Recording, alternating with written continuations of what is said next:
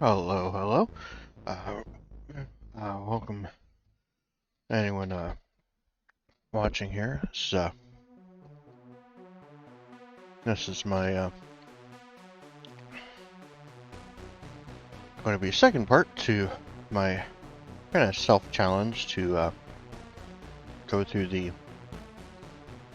No, technically it'd be the first Mindustry campaign, although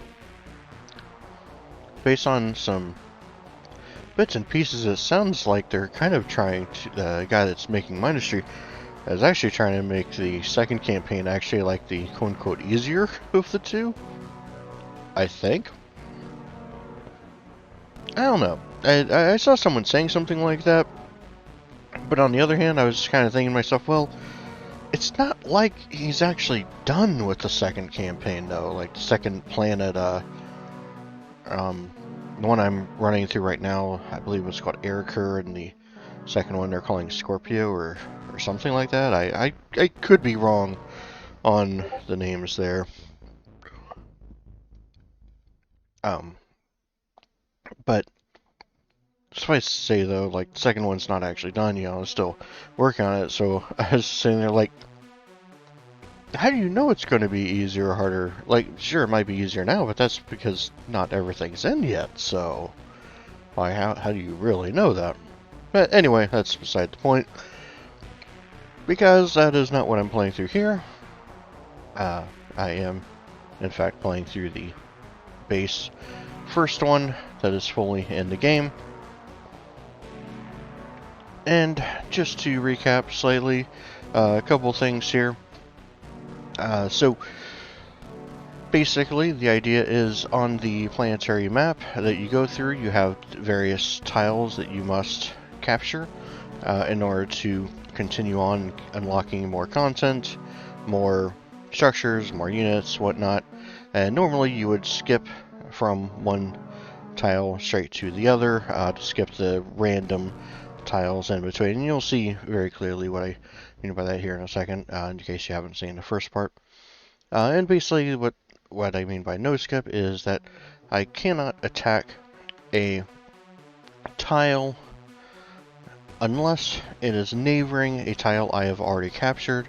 A second kind of extension of that is if for any reason one of my contiguous assortment of tiles is broken in two, such in the case where a tile is captured due to an enemy base attacking it, which is very, very likely to happen, considering that one of them is bordering an enemy base that is currently locked behind not being unlocked in the campaign yet.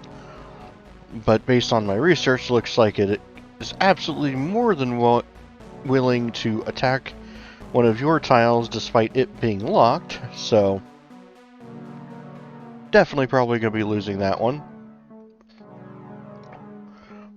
But suffice to say, the idea is if that does happen where it is split into two, then I don't need to retake it immediately if I am still currently in the process of, say, defending a territory and like mid attempt to capture it. I can go ahead and finish capturing that. I don't have to give up on that immediately. But the next tile I need to go after has to be the one that, would be working towards getting those together. Or to be more specific, think of it as the Ground Zero map. The Ground Zero map being the very first map you start off the campaign with. That is kind of like the hub or control center, if you want to think of it that way, right? So all tiles that I am attacking must be connected to that one. So if it is broken into two again, then I am limited in which ones I can attack still, back down to the ones that's in the region that has the command center, the ground zero, inside of it again. In order to continue working on the other one, I have to reconnect it back to the rest of them. And that's, I say that because, say I want to take over another territory, I find it's I need a little bit more resources, you know, I can definitely take over another map, something like that. But I do have to continue to have a single contiguous lineup of territories in order to pretty well, you know, continue anywhere. But that's about it, though. That pretty well gets everything caught up. So without further ado, I think it is time to get started.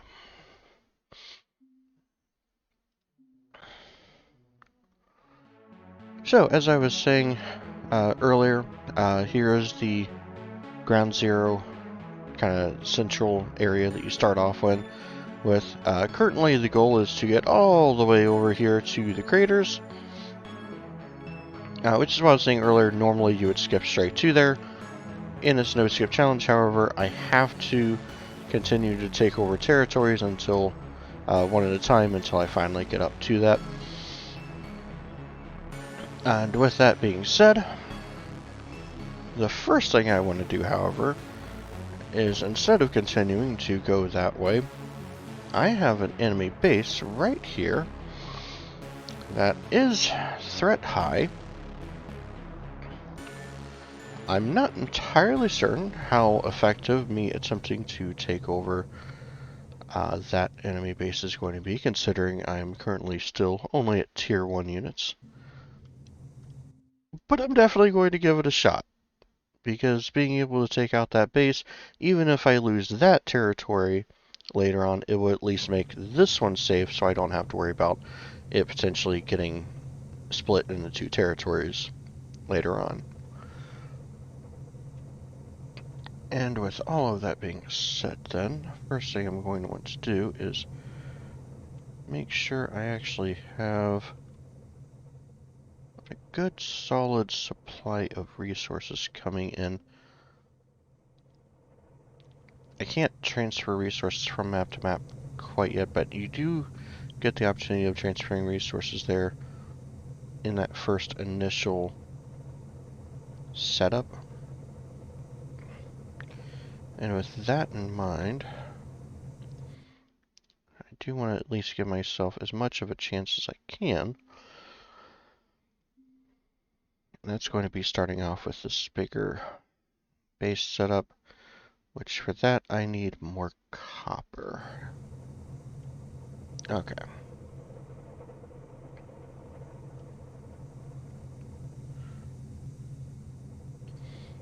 So where can I find more copper then? Not down here. Here we go.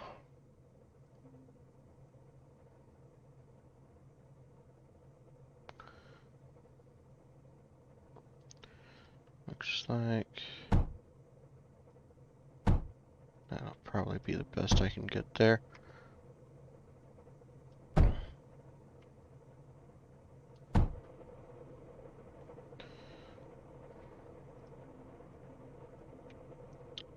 Let's see. Unfortunately, I only have combustion generators available. Like, that is literally the only thing I have available here currently, so my ability to generate power is extremely limited at the moment.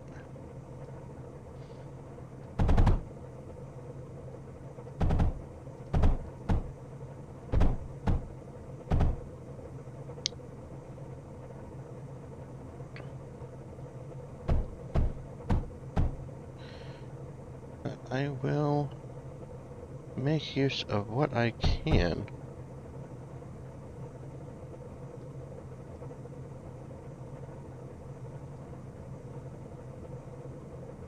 Yeah, let's get it there. Alright. Alright, that got the power back up and running again. I can actually go ahead and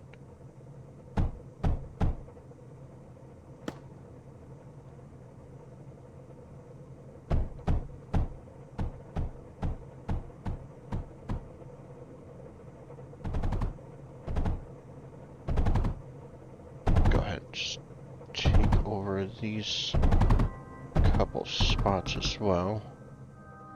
I'll probably have to make this 2 lines, but for now, let's see how this works.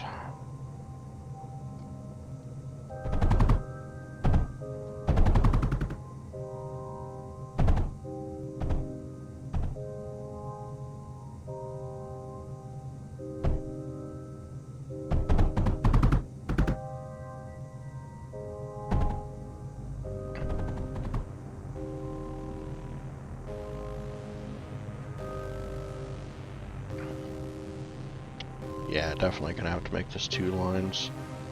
Okay.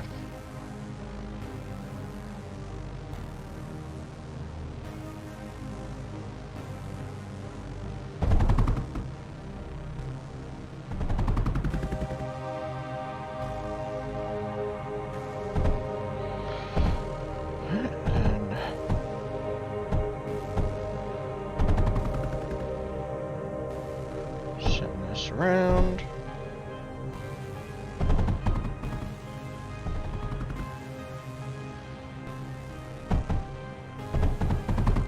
There we go. And I get the copper rolling in. Yeah, there we go. Alright, so all I can do now is maybe build a little bit more defenses, maybe, just in case this comes under attack. I can hold out a little longer, but... Oh, there's actually a lot of...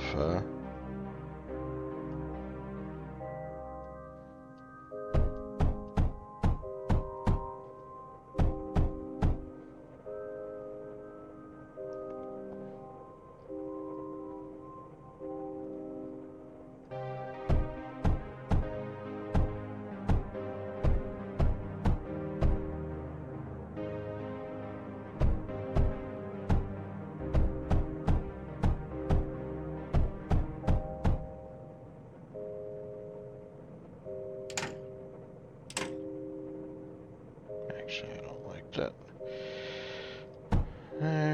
There.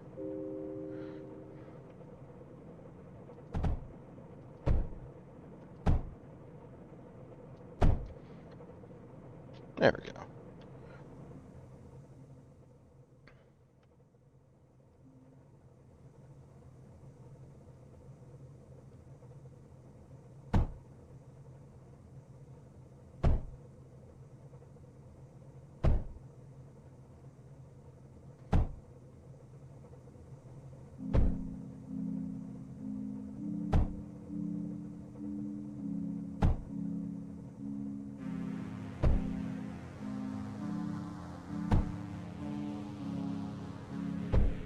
I did not realize that, conveyor got destroyed. Oops. That's gotta get fixed. Actually, that needs to be a router, not a conveyor. There we go.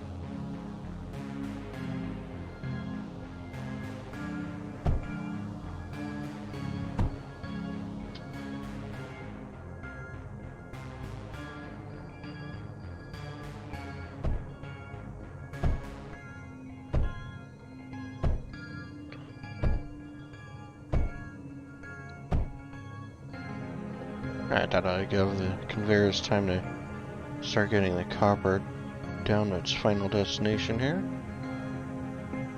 Check on that. Yep, it's getting there. Alright, do I have enough now?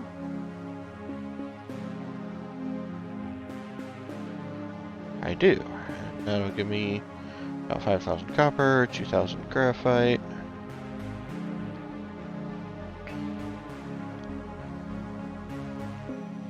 Thorium doesn't matter, but may as well take it with me. Alright. And let's do this.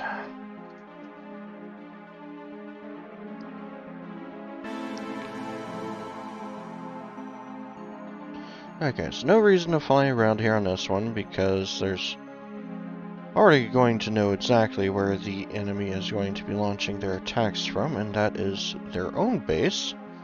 So this is an enemy base map. Instead of you defending your base from a set number of waves. There is instead, as you can see here, an enemy base of their own. The enemy base has their own buildings. It is possible for the buildings to be rebuilt over time, as they will have their own kind of version of your own player ship that they use themselves to slowly rebuild buildings over time. But generally, they won't be building any new buildings, however, so whatever setup they have is the setup that they will, kind of be going with there. Oh, there's a Spectre. Yeah, I'm not entirely sure how well this is actually going to go. There's definitely some things here I might be able to get away with being able to take out, but this is going to be interesting. Anyway, just like how you are supposed to protect your core in order to not lose, the objective of an enemy base map is, there it is, to destroy their core. As long as you destroy their core and all other enemy cores that may be on the map, because there can potentially be more than one, you win. If you do not destroy the core, then they send waves, just like a regular map does, however with one small difference. As you can see, there is no maximum wave limit here, and that is because there is none. It is literally, they just keep on sending stronger and stronger waves forever until either you destroy their core or they destroy yours. Which means, for one thing, skipping to the next wave, generally not a good idea, because you want these to go as long as possible, because that means more time for you to actually destroy theirs. Just don't really do yourself any favors hitting that on this particular type of map. Alright, so with all of that out of the way, what do we have here? So I see clearly we have the enemy core here. We have salvos, we have fuses. Fuses are these, like, think like a shotgun, like shotgun thing. Lots and lots of damage, but very, very short range, to the point where it can be easily outranged by most things. Salvos might make things interesting. Actually, this might be a perfect map to showcase how sometimes attacking a enemy base through the front door is not always the best solution. So I don't remember what the range of salvos are, but I believe I have Novas unlocked? Yes, I do have Novas unlocked. Okay. So Novas have the unique capability of being a ground unit that is also capable of flight, and they also have a fairly decent range, 21 blocks. They can shoot things up to 21 blocks away. But because they are capable of flight, that means we can actually fly over here and try and attack from this direction.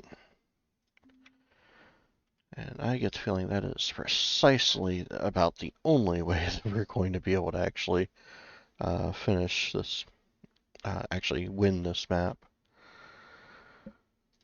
Alright, so there's some lead, there's some copper.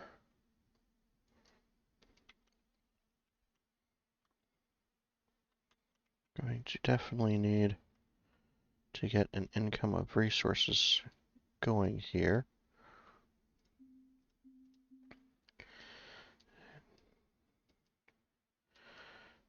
And normally I would not try to plan things out quite as much in pause mode, because it's not going to be quite as exciting, but enemy bases are going to be the one exception, and bases is extremely time sensitive. Alright. So, with that out of the way, let's keep on going here. So we need Can't use thorium. Leave that. Can't use scrap. Leave that. Scrap. There's more copper. We do need some defenses because they will be sending waves that we need to, not die to while we're trying to get things going. Looks like right here should be. Actually, coal would be even better. Is there coal here? There's a little bit of coal right at the edge. That's not going to be far enough to really be able to use, though. Looks like I'm going to have to be trying to do this without... I mean, there's a little bit right there.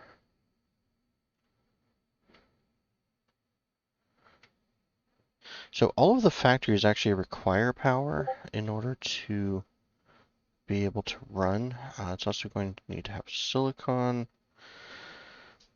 Oh, this is not good.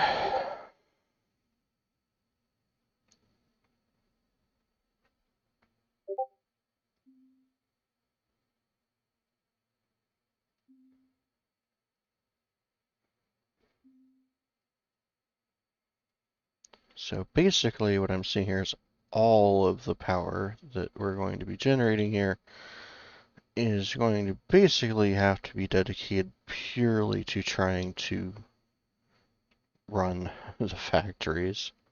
I'm not going to have any spare power to devote to defenses or anything like that. Great.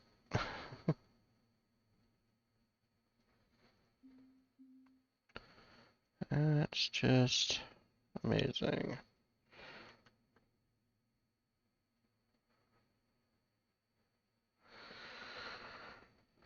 Okay.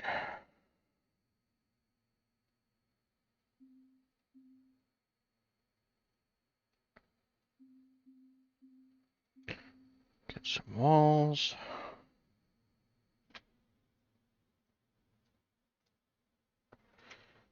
And then going to want to do the same thing over here. There's a little bit more coal we can make use of there.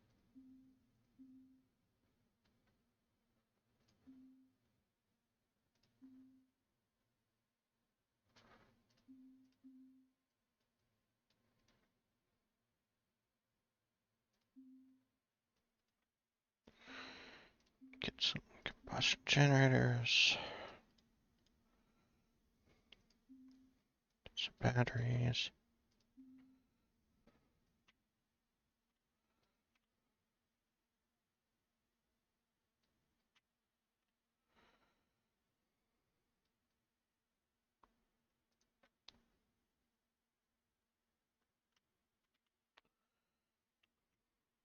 Oh, right, and then that's the other one, yeah. All right.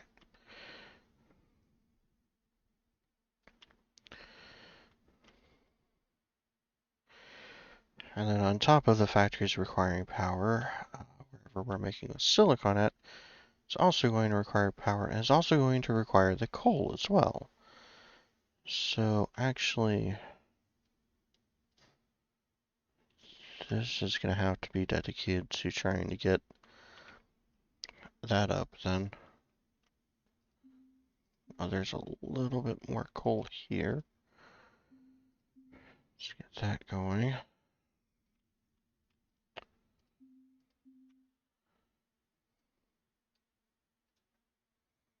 Alright, schematics time.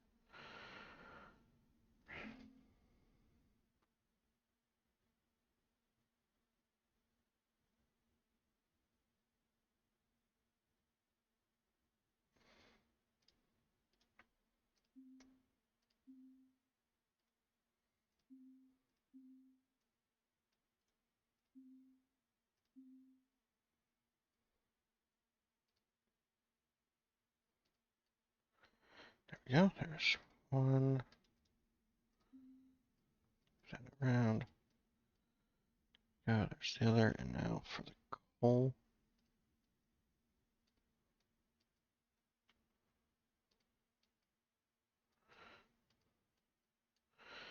Alright, that'll get some silicon production going. Then we want the ground factory.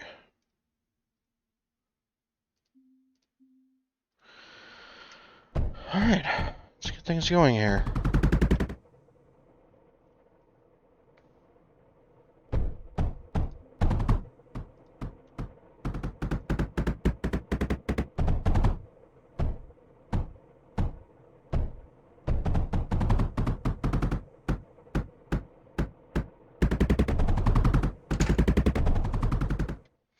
Oh, actually, that's right, we still don't have any defenses set up down here. That's right. That is right. Let's bump this up one.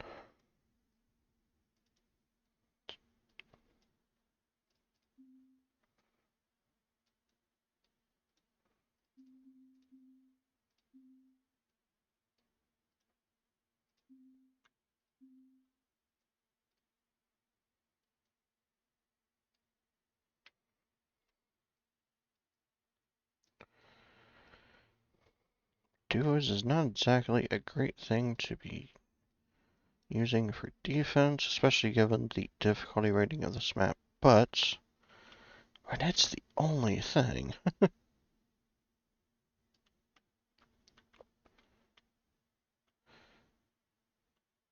Actually, this isn't needed. Well, it'll be better to have some defenses down here anyway, actually.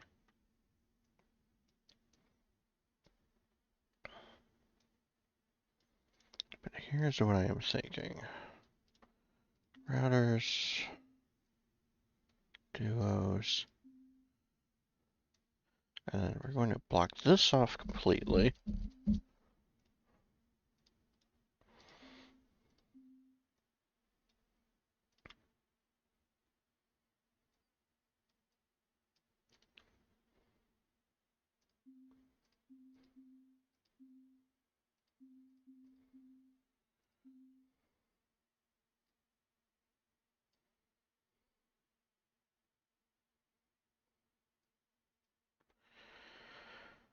There we go, and then that will have them going through there.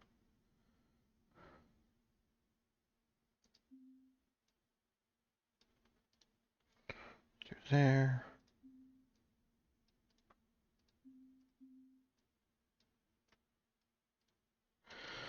Alright. But with one side being blocked off, though, that should mean they'll only go up that top way.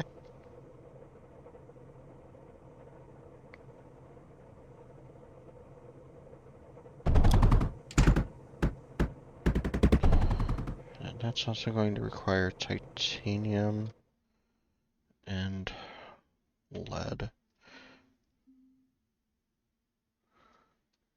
Lead, I can get that there. That's also lead.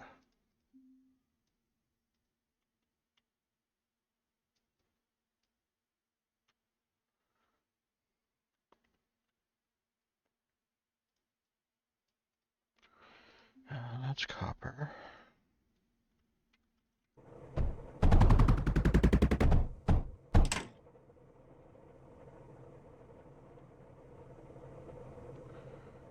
Okay, so I also need a supply of titanium.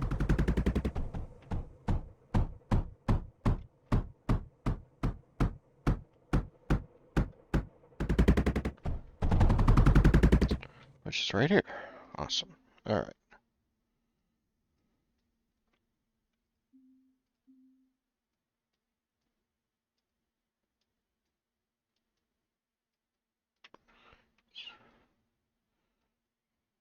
Get this around.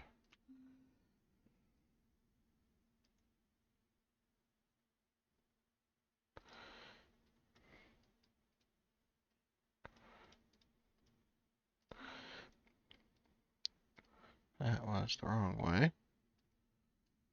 Go, that is titanium. Take care. This should be lead.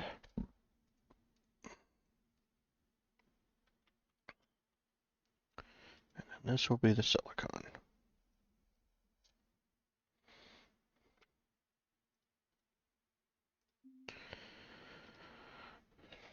Then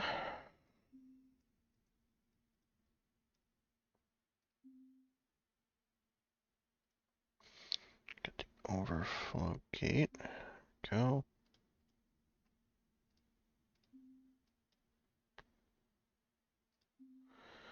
Overflow, overflow, overflow. Then these. I'll go to the second one.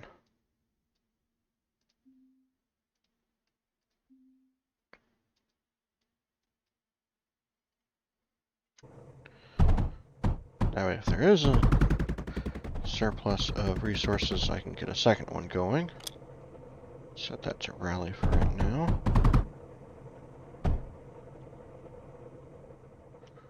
Okay.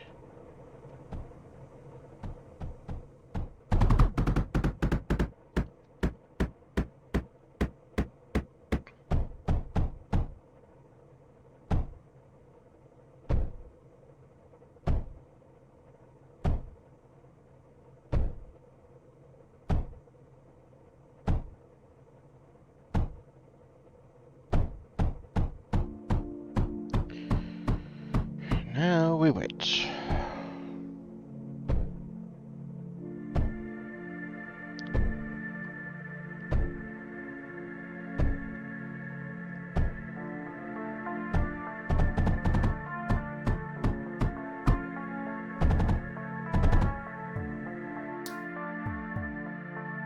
Let's get some scatters just in case.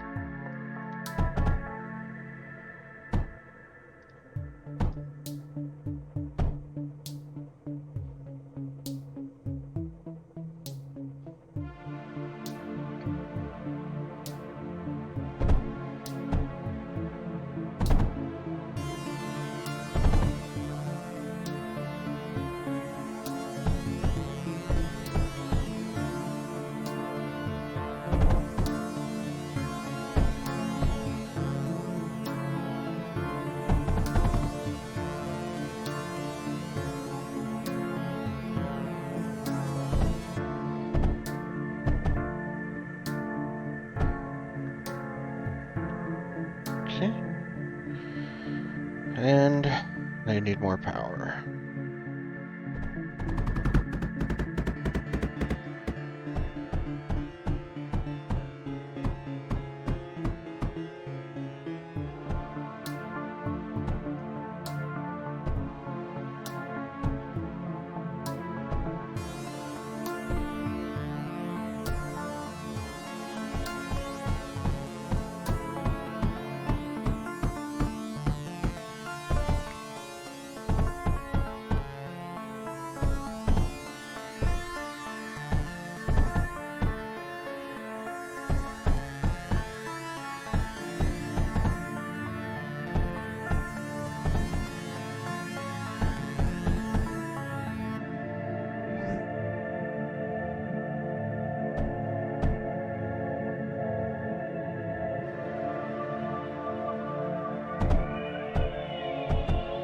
Ran out of copper. That's I was kind of afraid of, but also kind of expecting.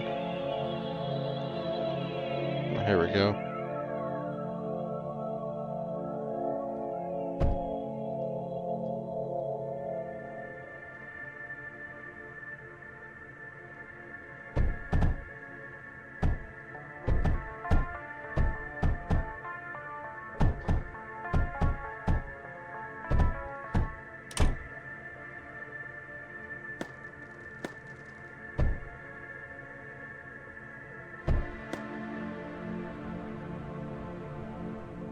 Just mine this manually for a second.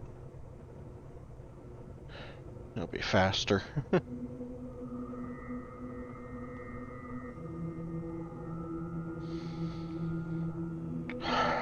With the resources that's actually available in this map, though, this is definitely an uphill battle. This is definitely, I think, one of those maps that you're definitely expected to have unloaders and just ready to just go out the gate running with the resources available.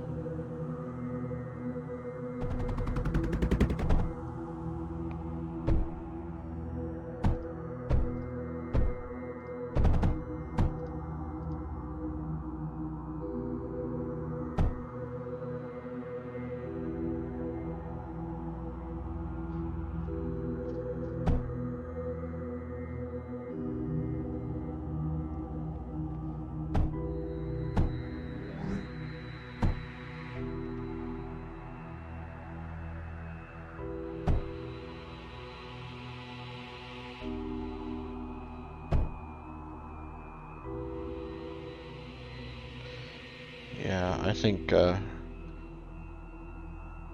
as so effective as solar panels are, I think that's really going to be my only real option here at this point. Let's build these up here.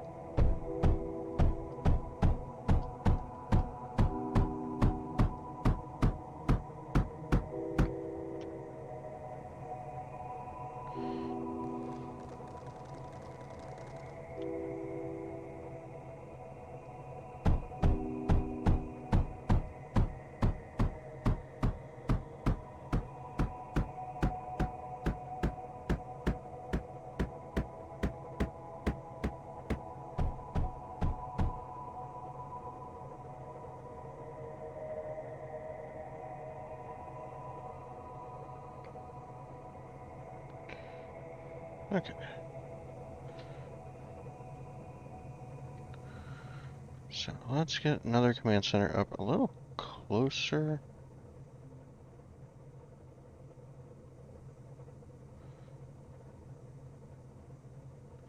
How much does Mindustry take actually? 18 a second. That might actually be worth it.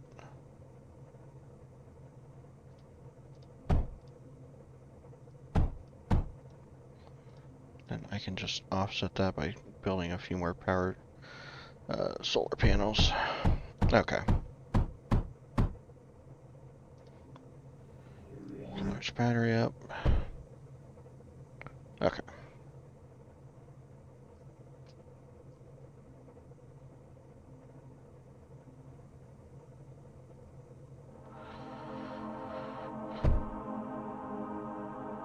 Good. Then a large battery should allow the Lancer to actually operate. Okay.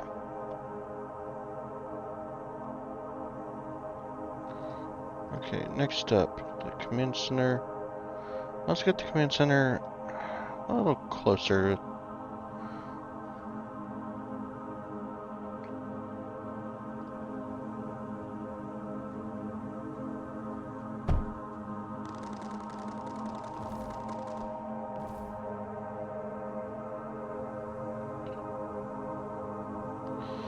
Yeah, there's not a lot of silicon being made.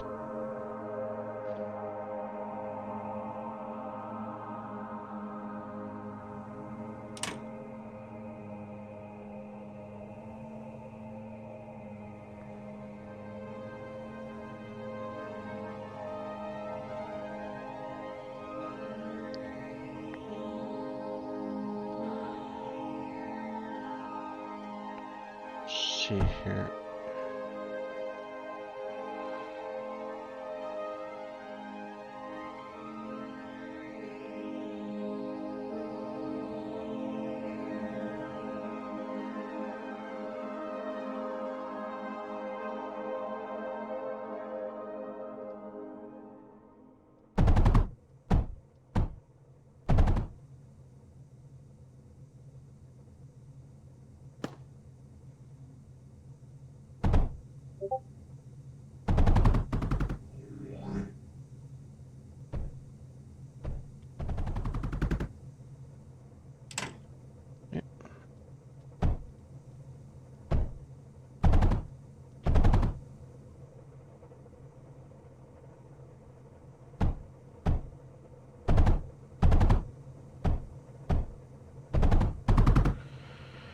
Alright. In theory, hopefully, this is all we're gonna need. Because the route that I found, it did not look like there's only like one spot where we might actually even be fired back at. Everywhere else, it seemed like we might actually be able to just be completely unopposed going this way. So, in the interest of actually completing this map, fingers crossed.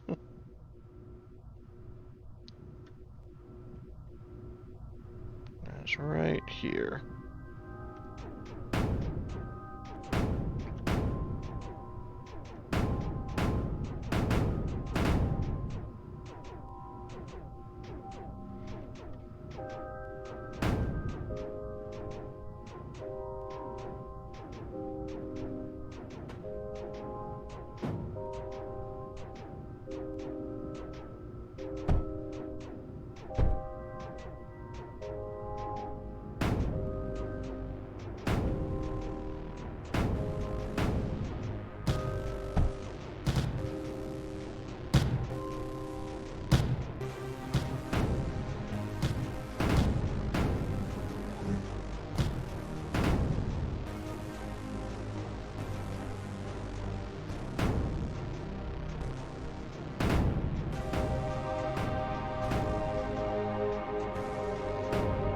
Perfect.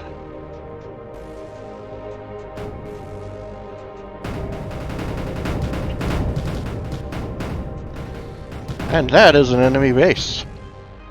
That is one enemy base down. Alright, so what do we got? Okay.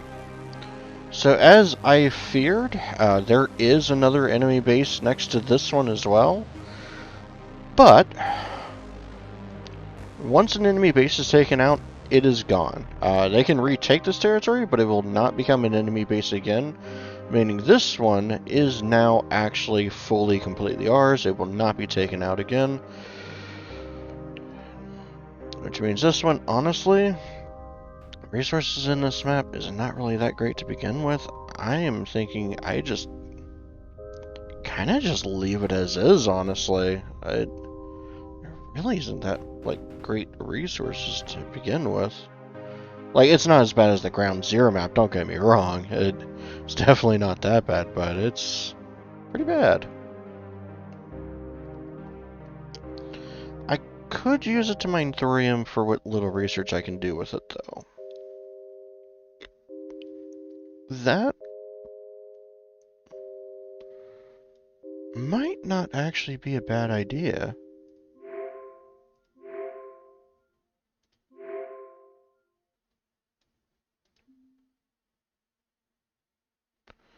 That might not be a bad idea.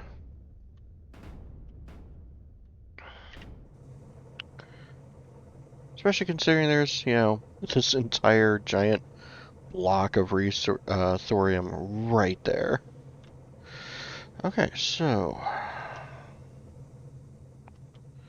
I can stop these.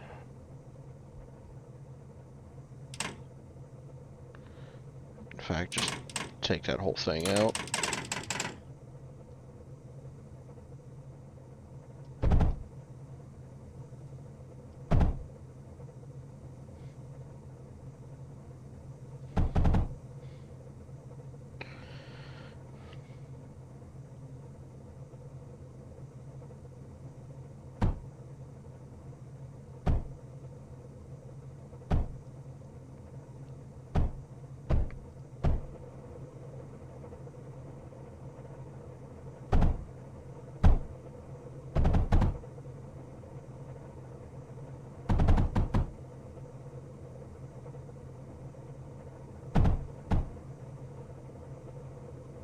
Okay.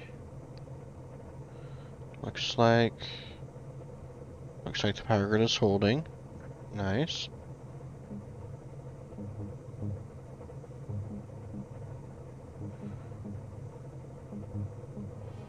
Yeah. Alright, that'll get a little bit more thorium going in for research. But that is all I'm going to do there. This map, unfortunately, is going to be kind of the sacrificial territory. But awesome. I was able to actually take out that base, which is way more than what I was hoping, like, expecting. I mean, I was not expecting for that to go nearly as flawlessly as that did, and I am super excited that it went that way.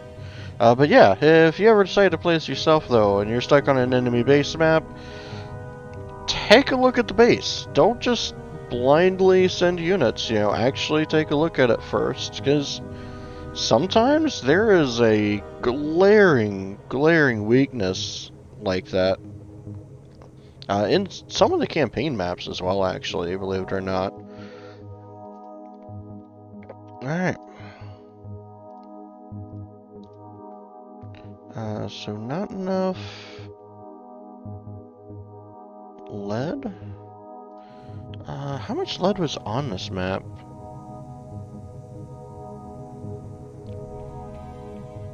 This is lead. That is lead.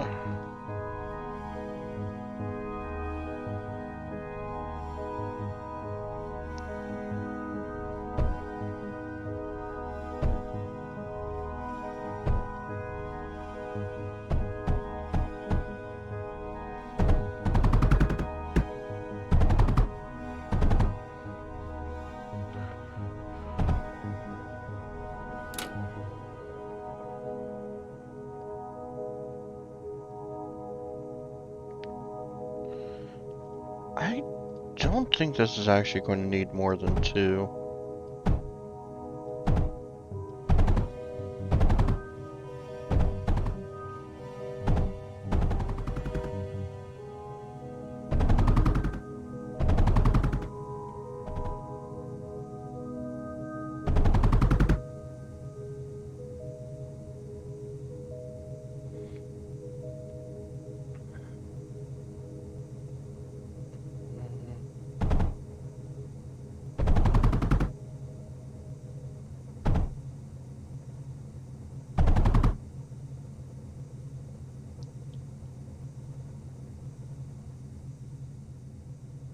Yeah, that'll get lead going.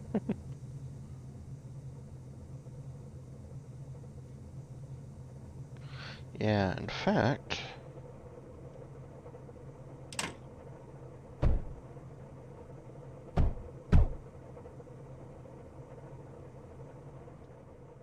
move that around a little.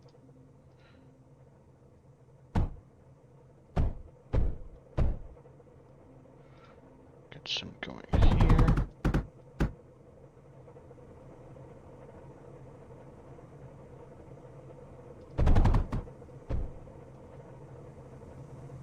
Alright.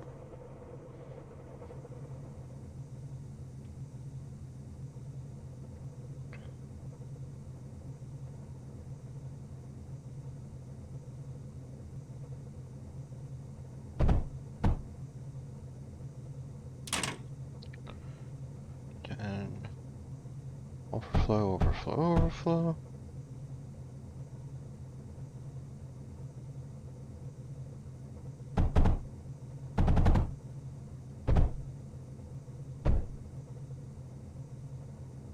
There.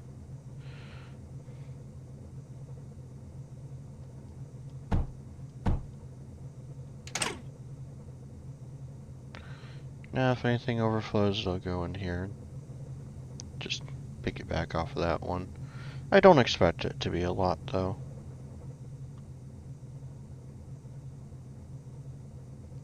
Yeah, it's like one every little while.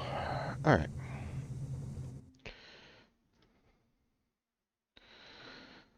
Okay, I don't think I'm really going to need the bigger one.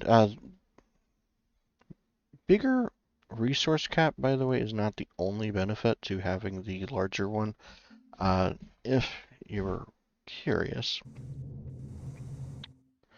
when you have a bigger one, uh, the alpha is what you normally control when you first start off. As you can see, it defends the shard core from enemies. That's what you start off with. Build speed 50%, mine speed 650. When you upgrade to the second one, you actually get the beta instead. As you can see, it defends the foundation core, not the shard, the foundation core from enemies. And as you can see, an increase from 50 to 75%, and a somewhat decent increase from 650 to 700% on the mine speed as well. And the gun is slightly different as well. It's a little bit better. This one, you don't actually aim in the direction that you have to fire, and you can see it's a little better. That's really the bigger, especially the build speed. That's really the bigger advantage of having the bigger cores. But I don't really expect to need that for this map, so let's just hop in there, back, and alright, start up to 23.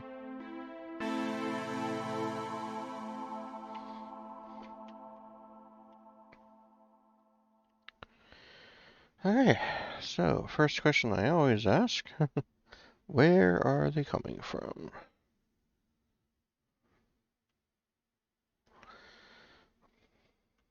And looks like right there. Alright. So definitely plenty of coal lying around. That's good. It means I'll be able to make plenty of power. Alright. So just the one spot. Cool. Get a little bit of copper going. That's thorium. I don't need to worry about that. More.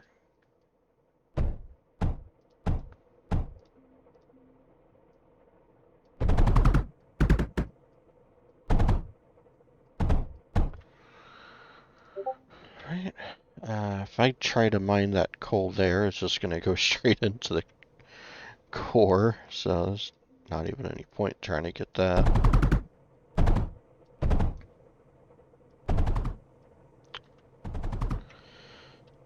This, however, I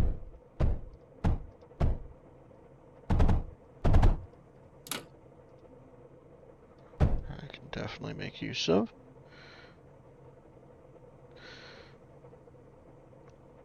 And speaking of, actually, let's actually make this a schematic. I've been putting this down pretty regularly, honestly.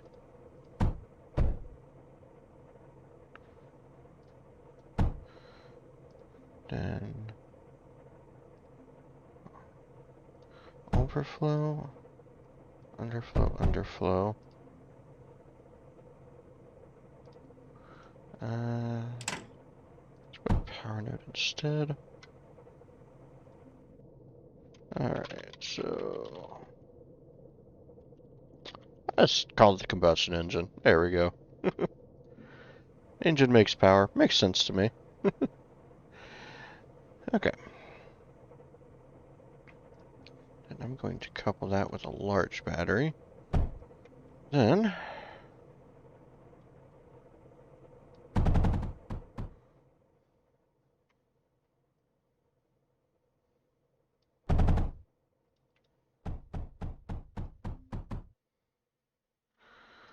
time to get this all the way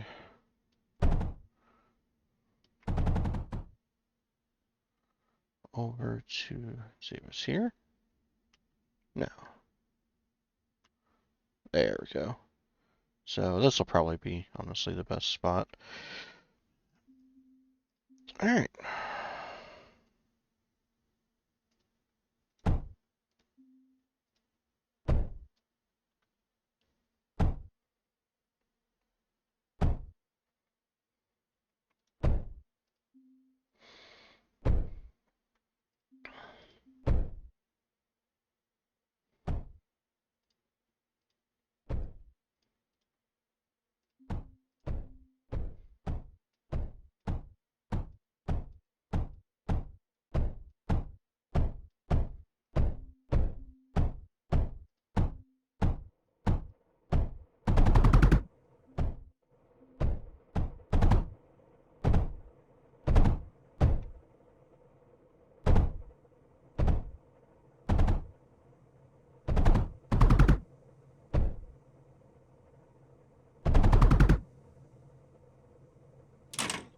Okay.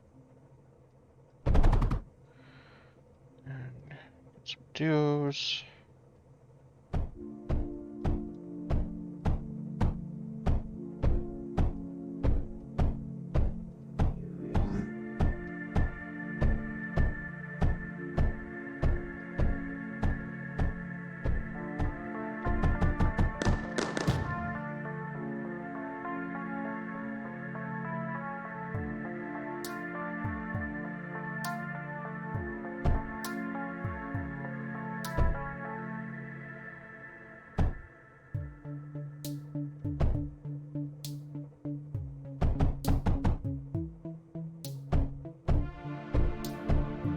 Some of these.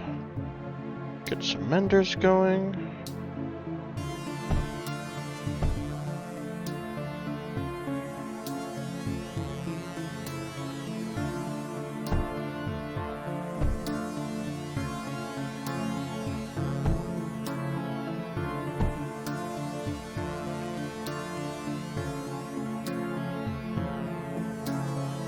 Some lancers, get some arcs.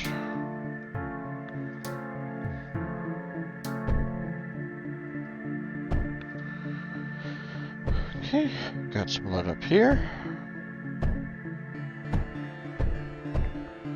Be nice to have that for some scatter shots in case there's any air units.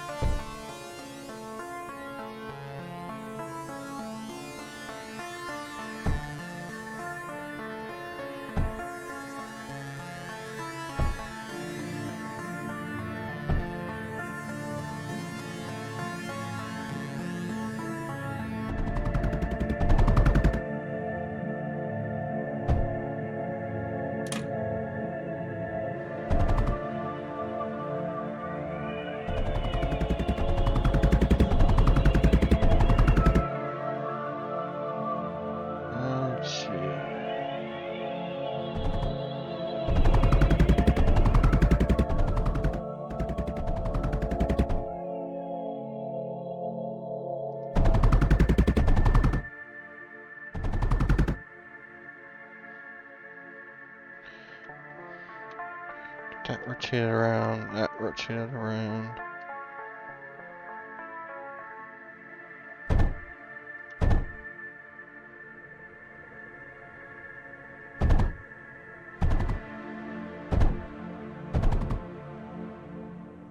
There we go.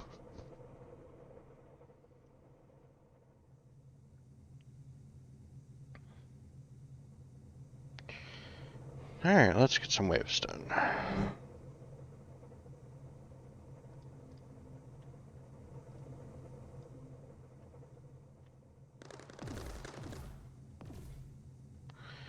Actually, there's some nice blocks of titanium here. We are able to make titanium walls, so it'll be nice to get a supply of titanium going. If for nothing else, except for, if not for that.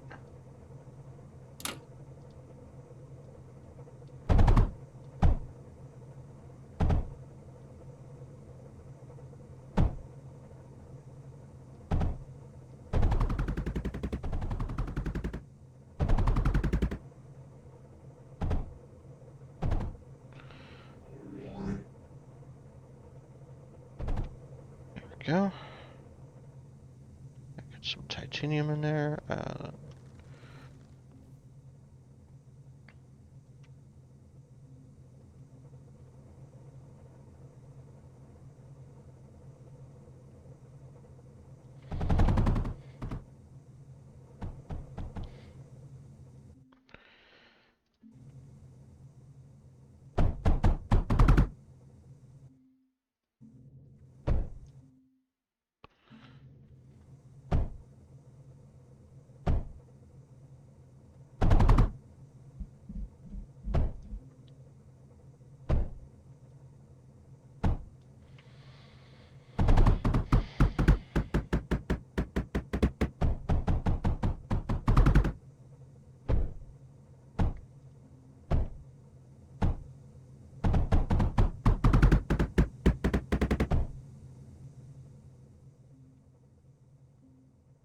See, find another spot real quick where coal. There we go.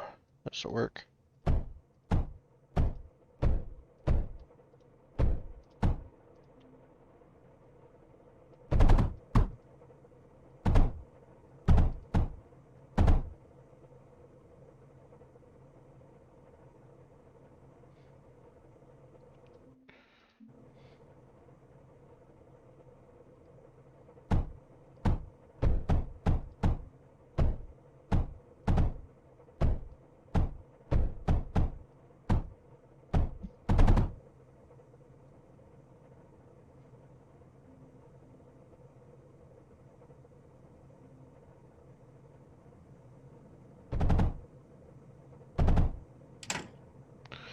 Okay, and get some solar panels just to get this a little bit more.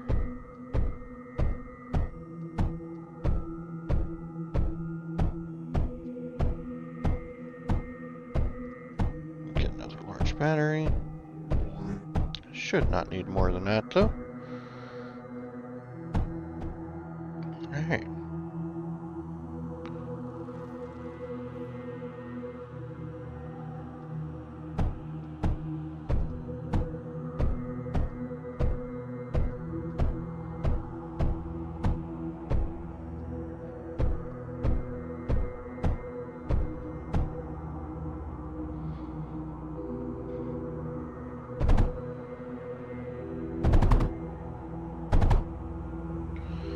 Final question, is this sand?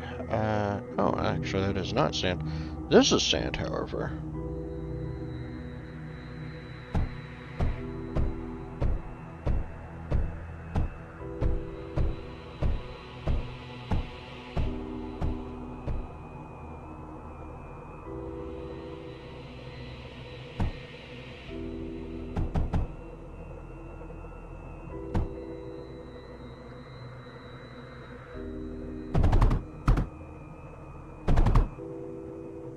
Nope, that's the wrong ones.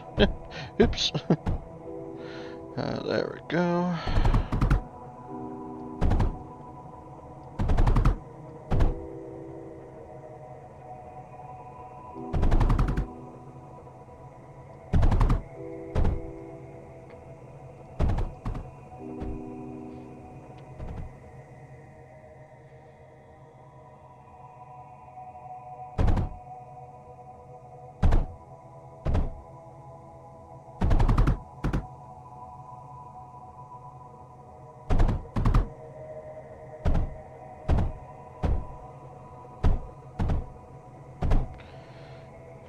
Go.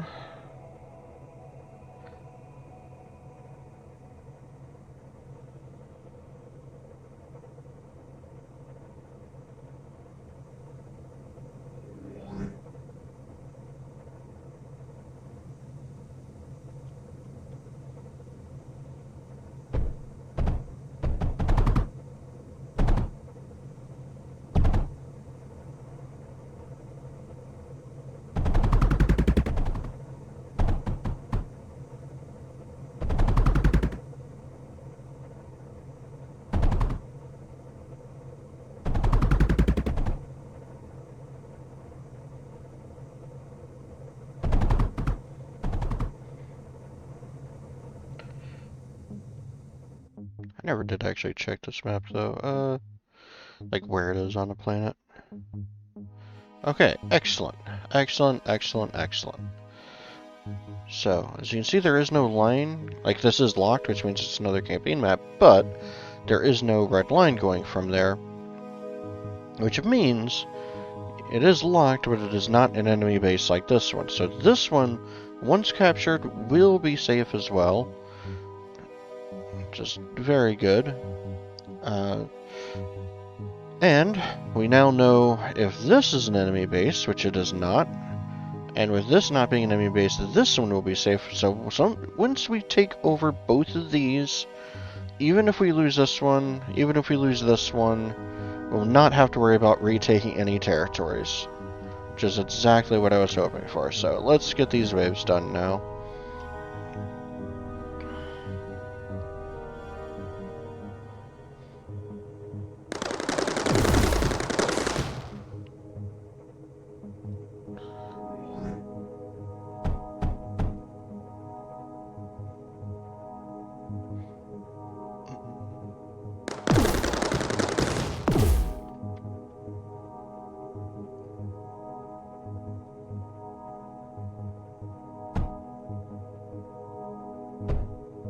I'm thinking...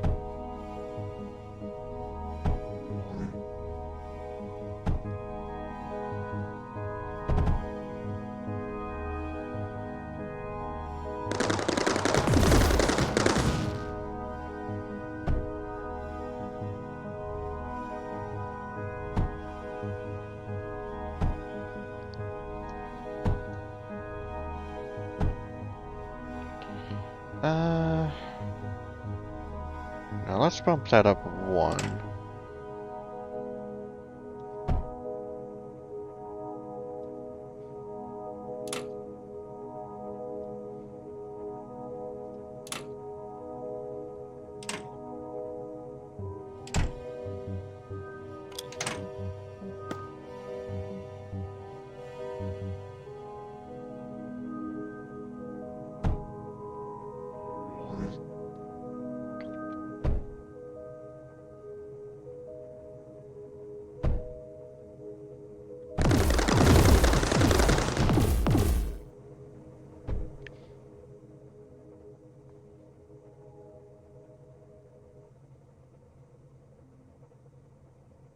Go ahead and upgrade these to thorium while we're at it.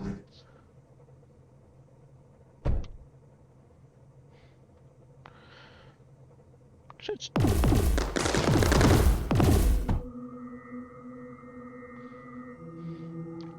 Seems like it's just been all suicide units.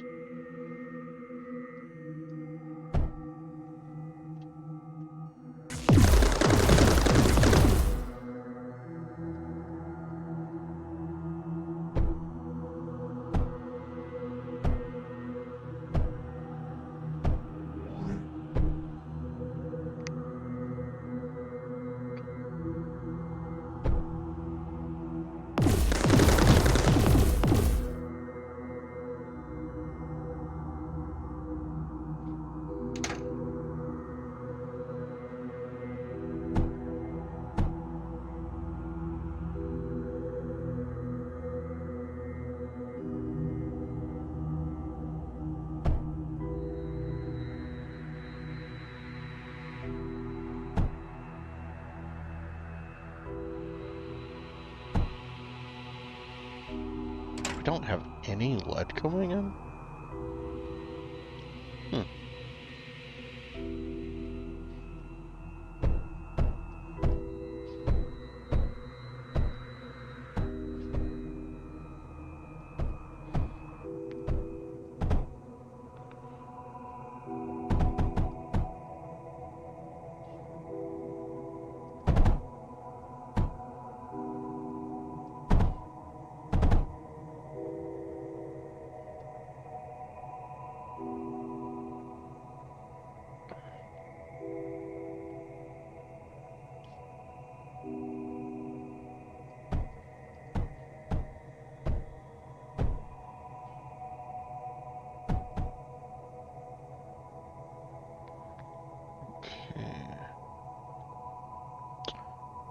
Actually, that's the extra copper line that's going straight there anyway, so let's just do this.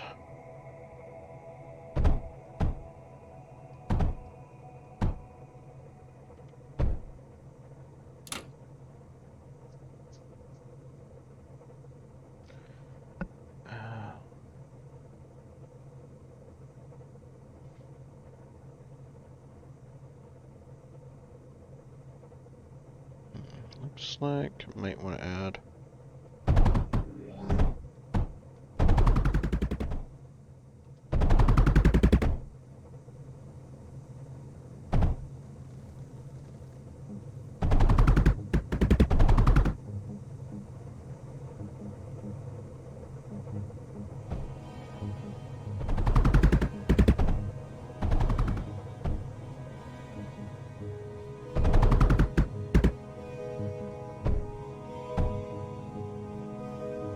Oh, whoops.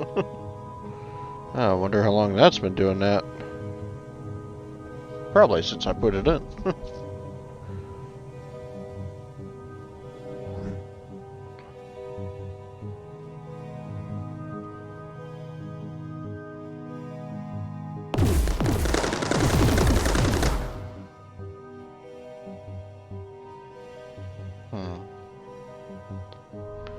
So how close can... Oh, there's actually quite a bit of room to work with here. Interesting.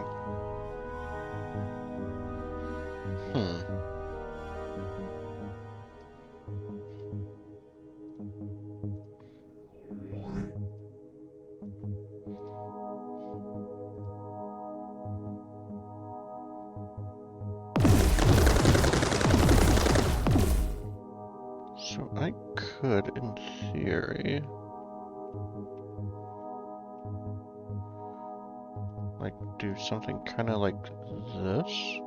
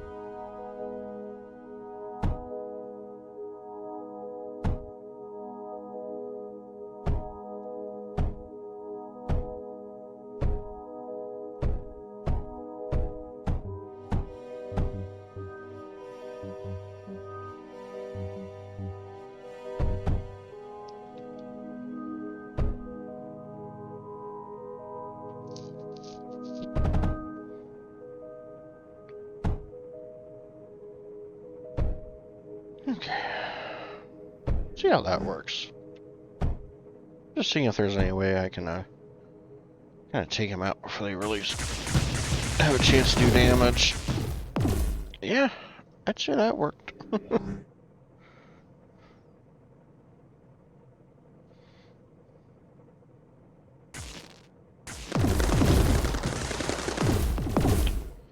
That did not work. Why did that not work? That's because it's not connected to the rest of the power supply.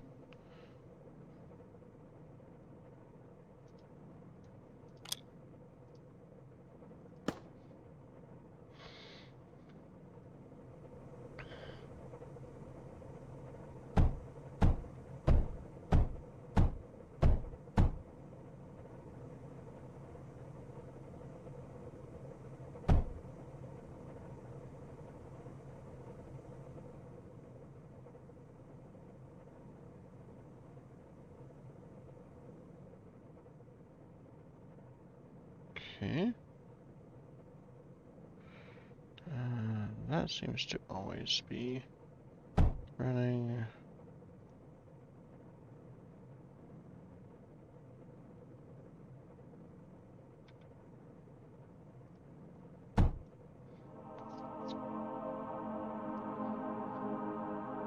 There we go.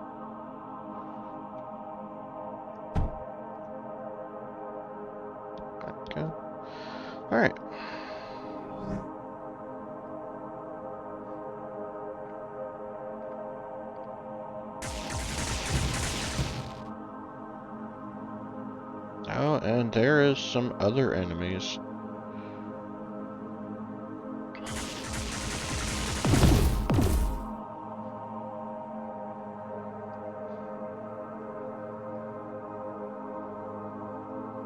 So yeah, definitely gonna want to upgrade at least these two.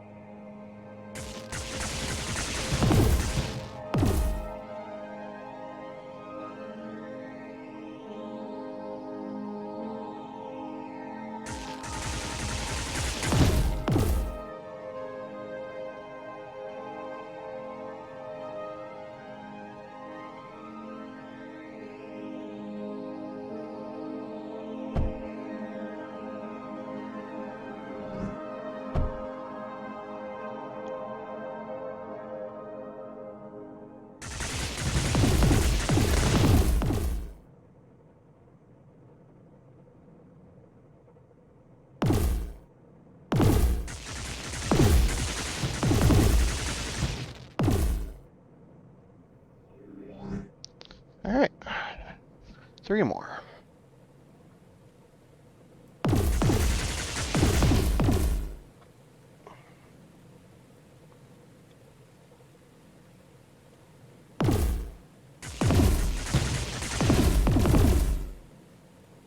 Two more.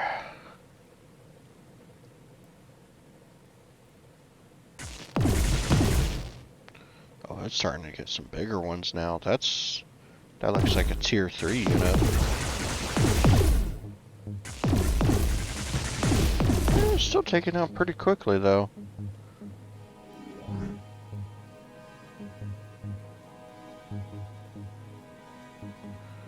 I'd say as long as it's not a tier 4 unit, it should be fine. Which, no, it's not even a tier 3. It's just these. Alright, sector captured. And time to move on.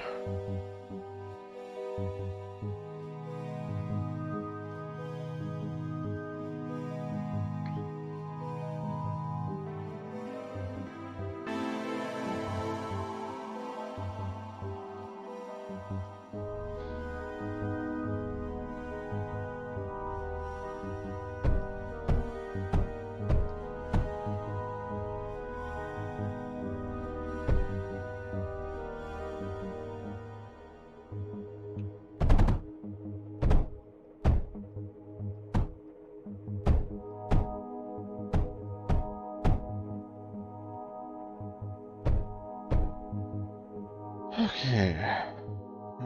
Get supply lead going here too while I'm at it, actually.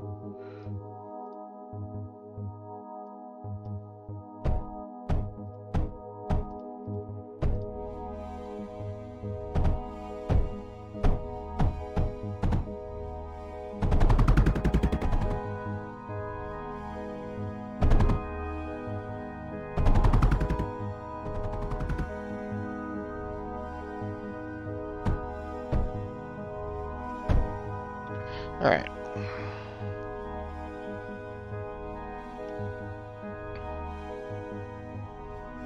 It's probably going to be coming from this way.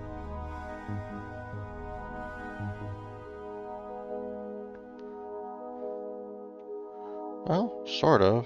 This is one of those that has 2 different ways they could potentially go, so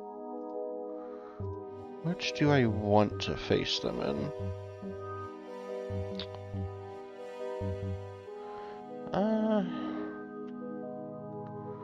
I'm gonna say this one. Alright.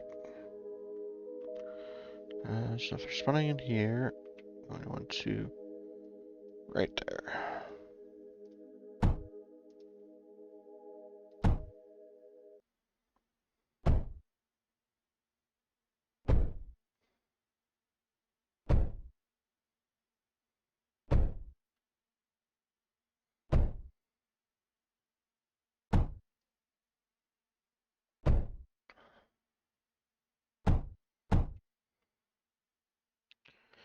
Alright.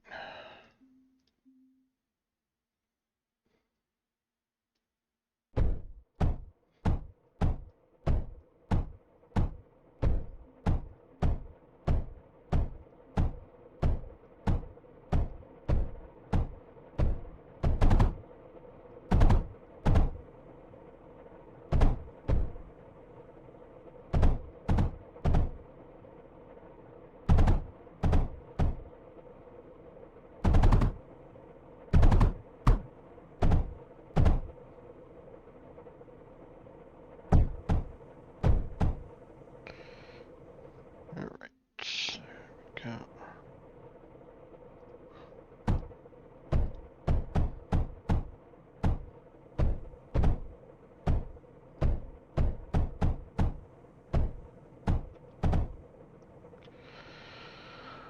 Okay. Takes care of that.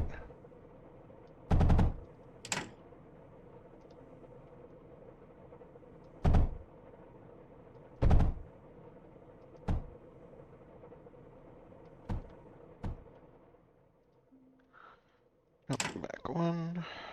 Alright, there we go.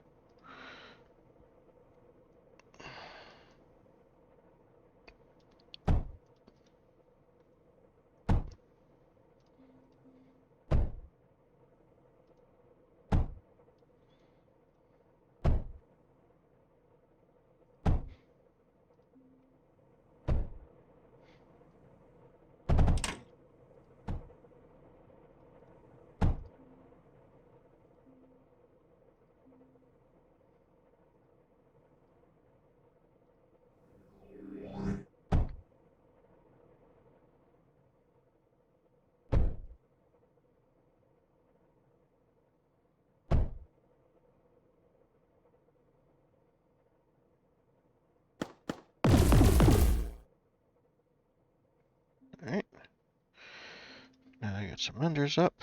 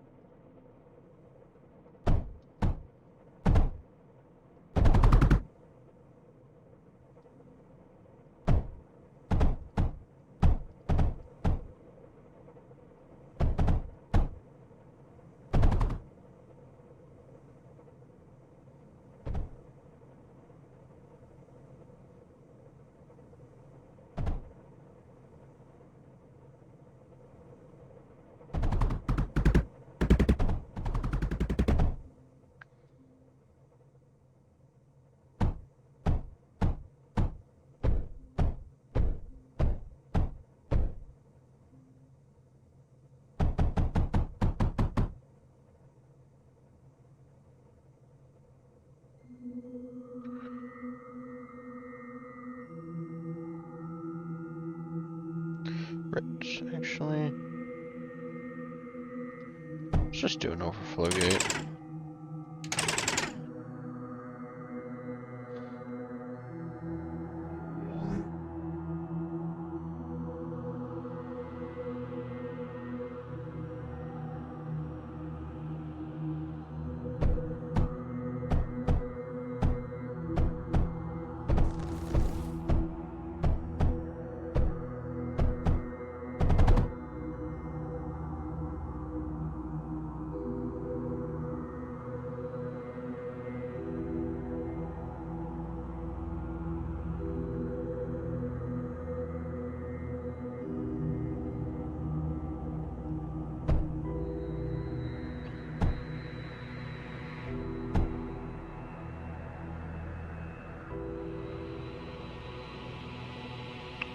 Ran out of lead.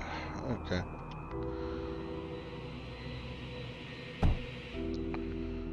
was about to start looking for some lead anyway. There we go.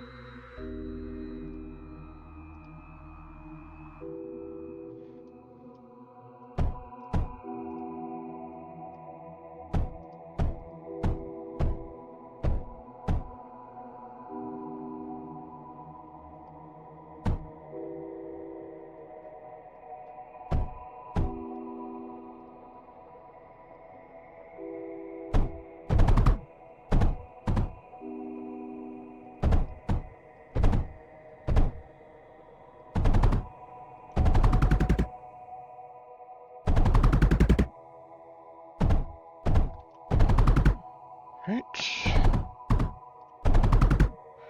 Get some extra lead going into the core. That'll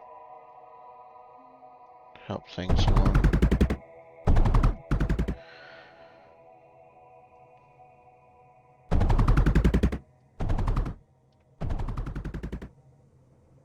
Yep.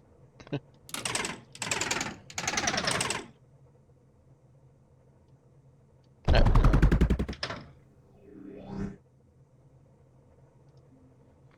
Actually, let's bump that down one. Going to mine some of this copper here.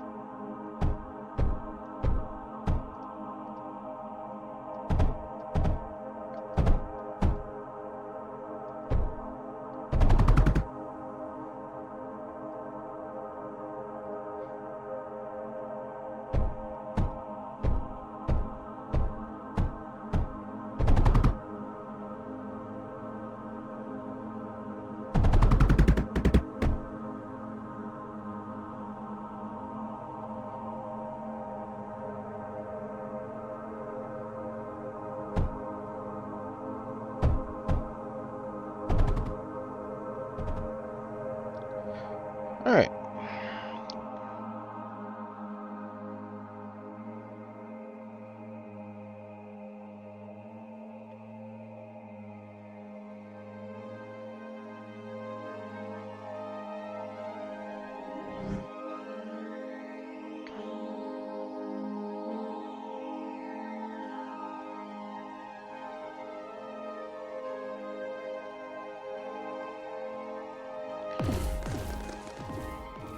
Is there any thorium on this map?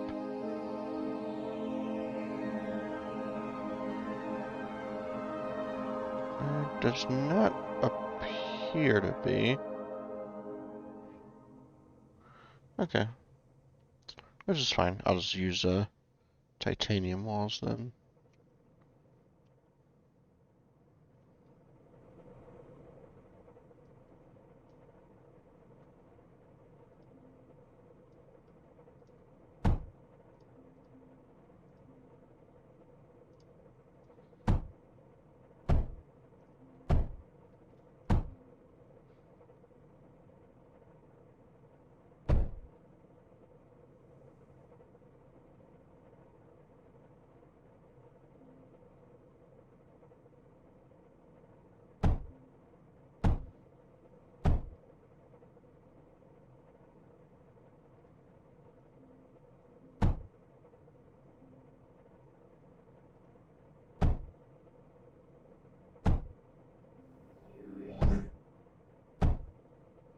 Alright, what else? What other charts do we have?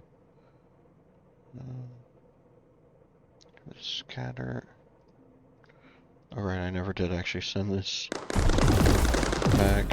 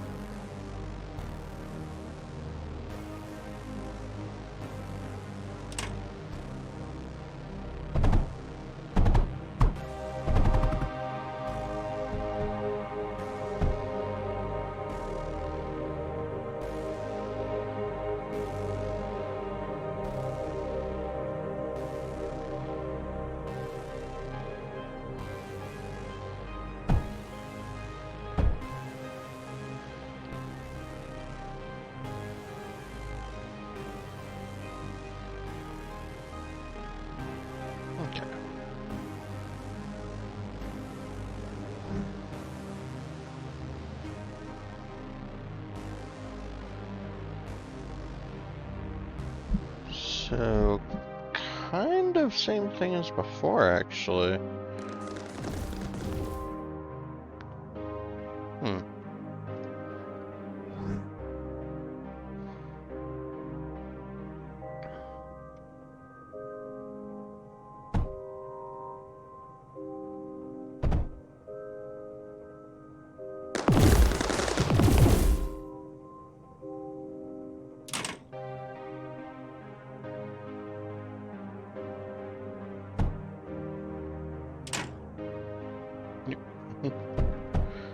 There we go. And helps if that's pointing in the right direction.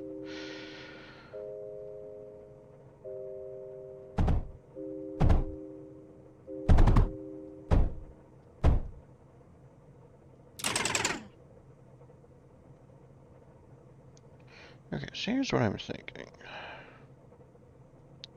They're going to be coming in through here.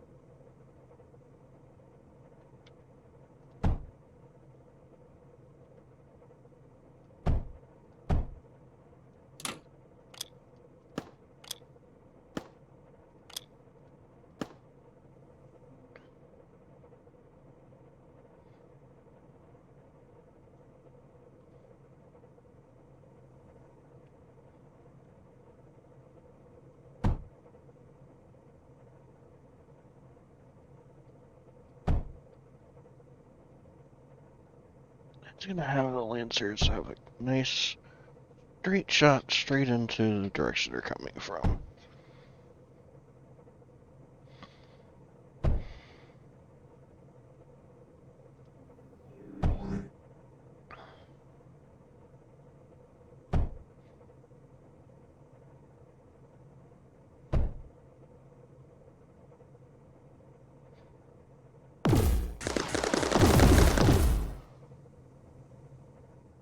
Then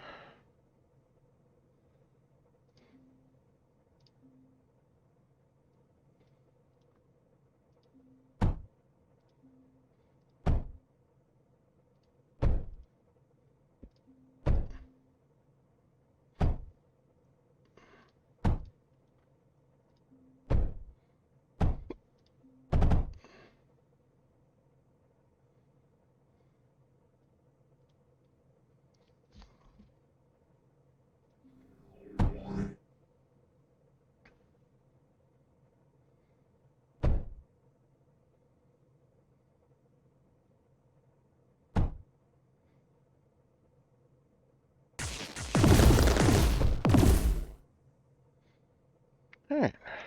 I think that'll hold for quite a while. So now I am more interested in where's some sand. I'm gonna get some silicon production going. It's starting to run a little lower than what I'd like. Just to kind of start thinking about moving on to the next map. Actually, no.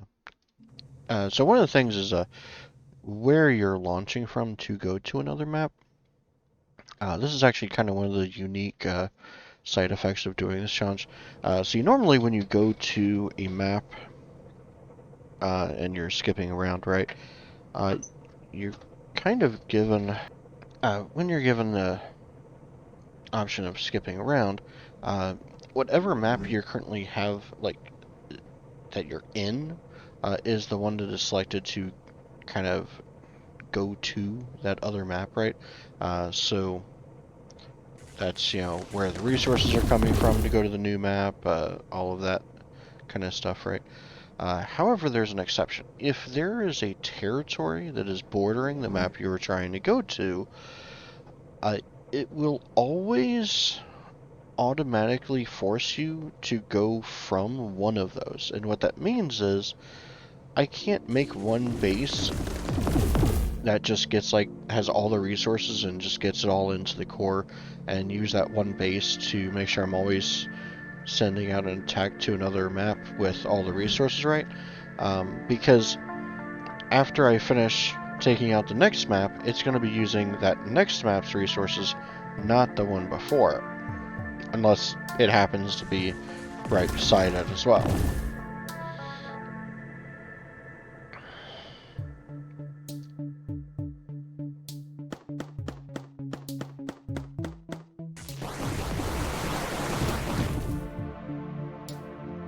I'd say that held.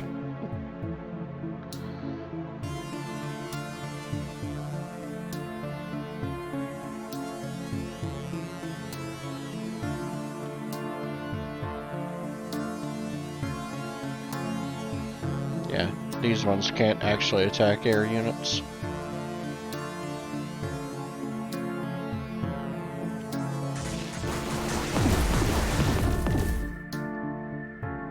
Alright, 3 more.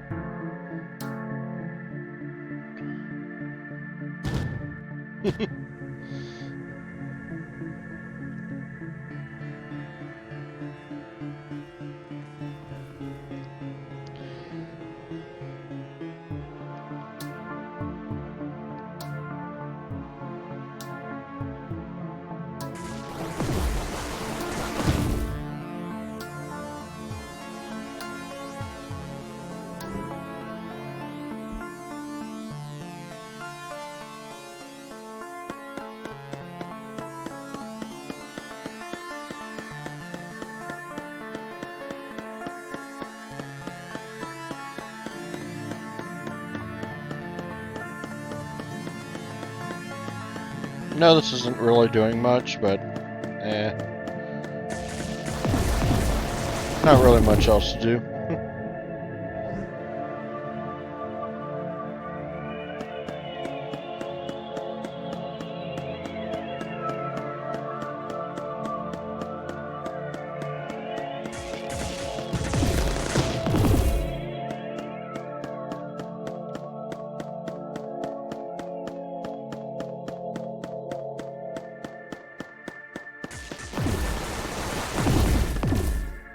Alright, final wave.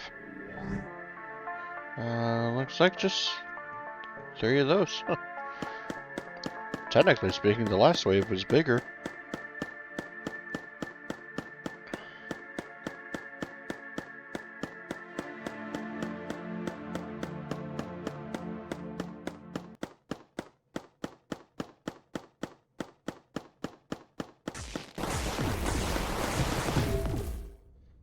Alright, sector is captured. And as I mentioned earlier, no enemy base, so this one is perfectly safe as well. Alright, so with that out of the way, now I don't have to worry about getting, I guess you'd kind of call it like the supply line, sort of, right? The string of territories. Now that I don't have to worry about them being cut in half, now on to the main actual objective, getting to the craters.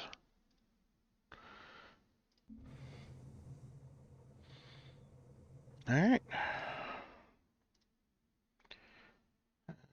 42. 146. They're both medium, so I may as well just go for this one.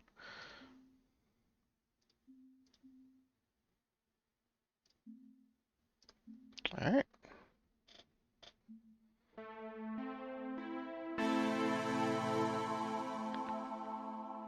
And that is an enemy base there. It's only medium. The other one I think was threat high, so all things considered, probably may as well try and take that one out. Fingers crossed there's not another base like next to that one, but we'll see.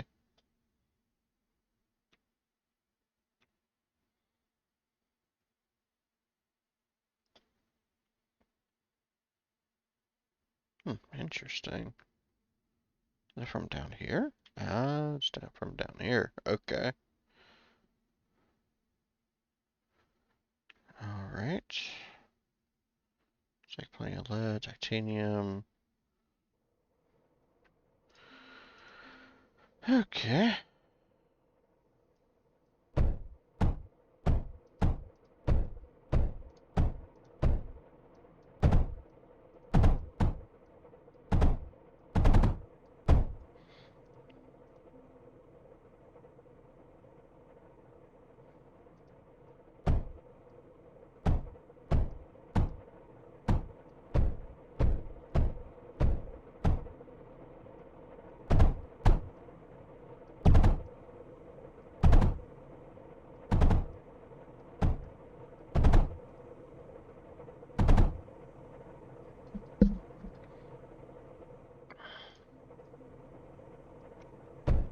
That's upgraded.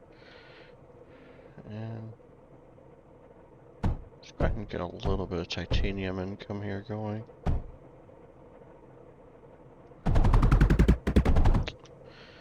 Just that way when I want to make walls out of them, I can.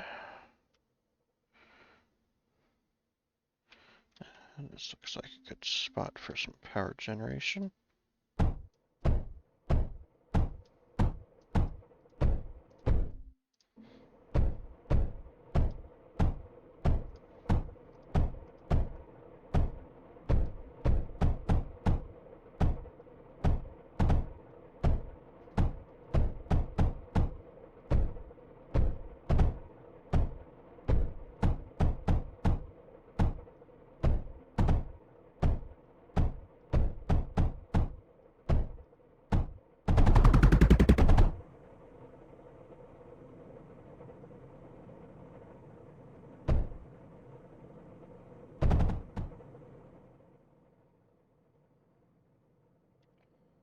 I'm actually gonna have to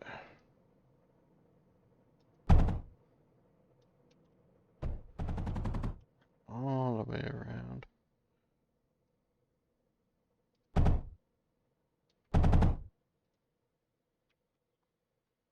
That should be good enough actually. Okay.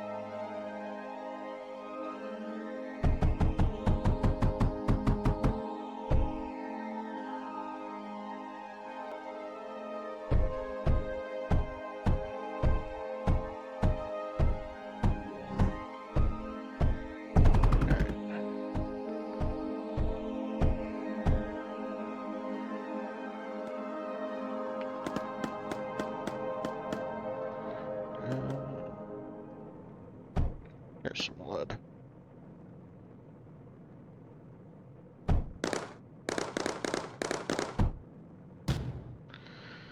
Okay, so Air Force. Gotcha. That changes things then. And it looks like they're going straight for here, so a couple things I'm going to have to do a little differently then. First off, menders.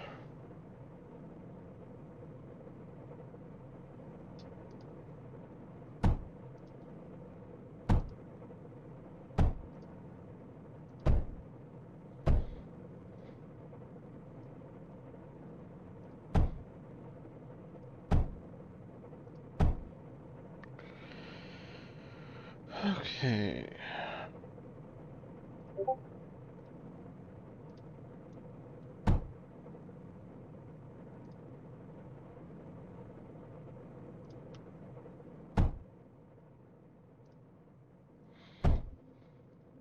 Oh good, and there's actually some lead right here.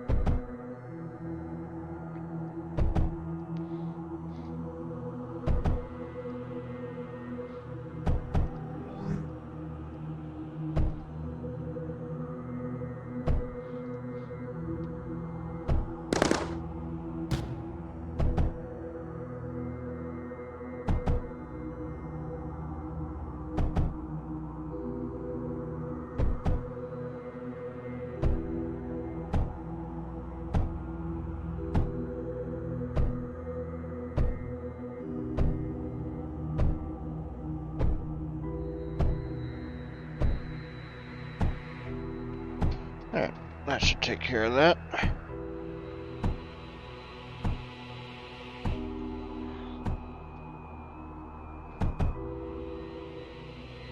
Still running out of copper, though.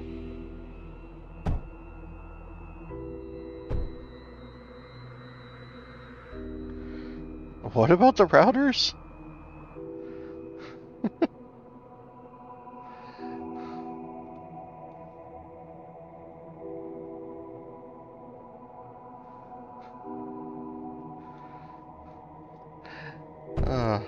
Also, hello, Ellen and Mr. I'm a Fool. I mean, I'm not going to argue with that. Yeah, I'm sure there's lots of things I've done that probably not the greatest.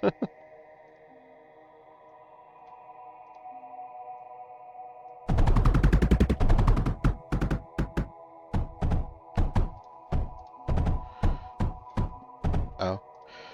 Yeah, it's,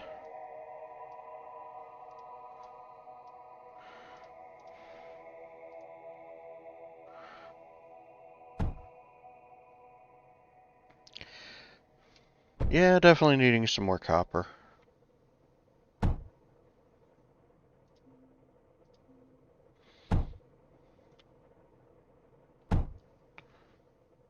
I think there's some,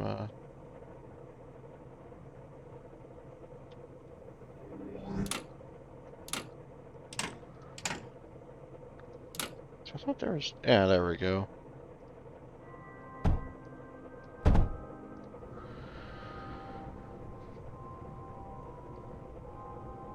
10K.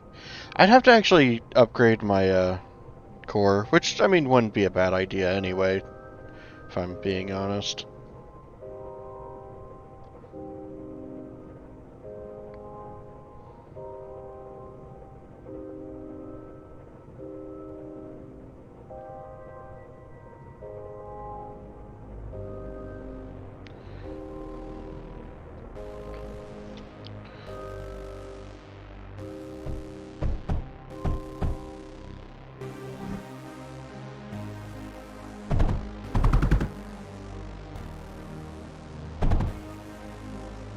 Oh, that was a lead line.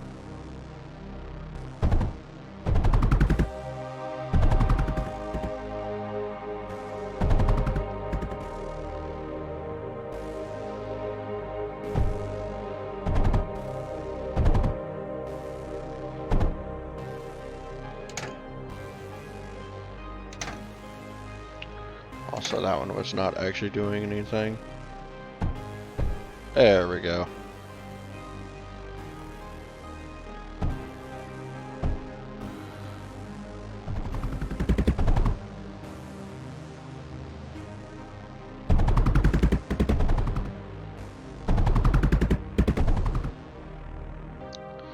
Yeah, I know.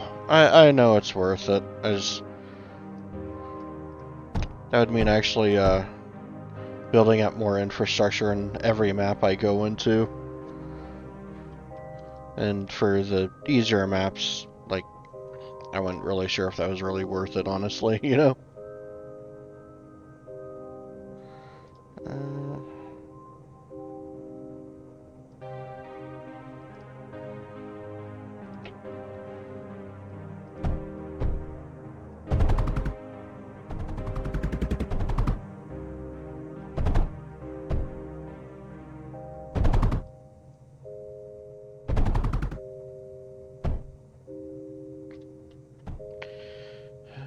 Let's see, so I'm going to need some copper, or not copper, coal, yeah.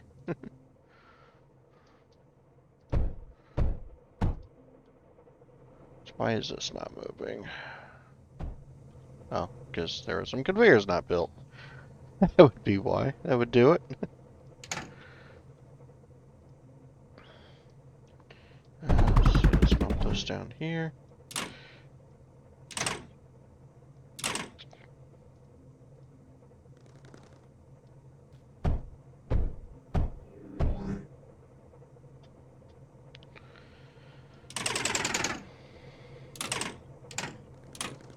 Oops.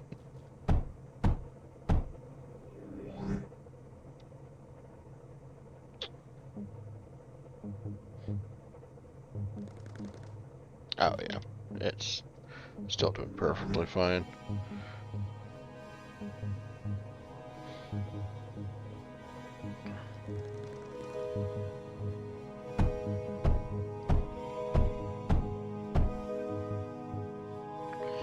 Actually, I have enough power. Let's get some... Oh, I need silicon first.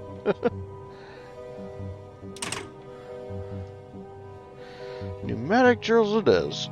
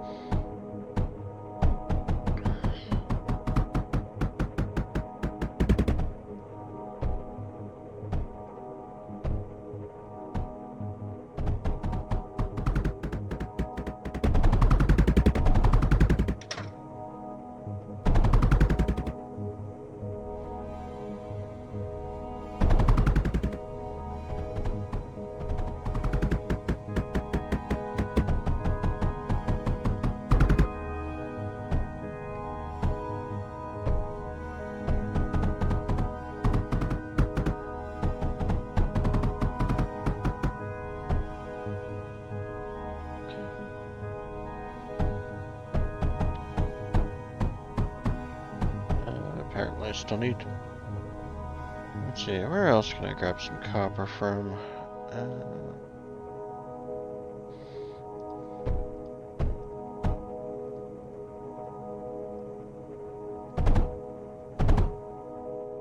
Just throw it in there.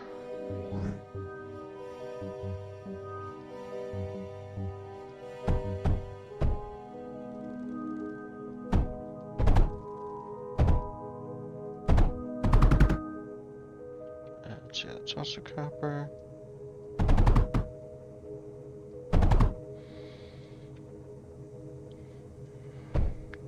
Overflow junction. Alright. I should get a little more copper going. Okay.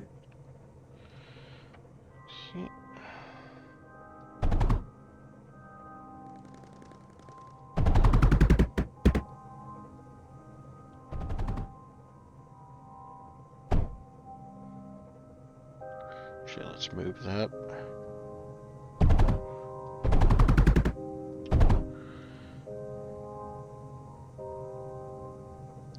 Fix the line here, fix the line there. Yeah, supply chains.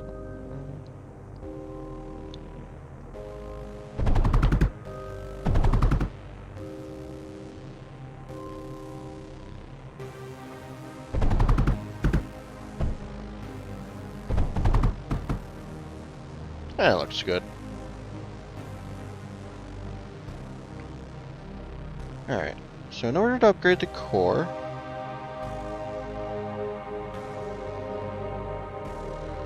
copper, lead, silicon. Okay. So I got copper coming in. Silicon's being made. Well, silicon is not being made. There we go.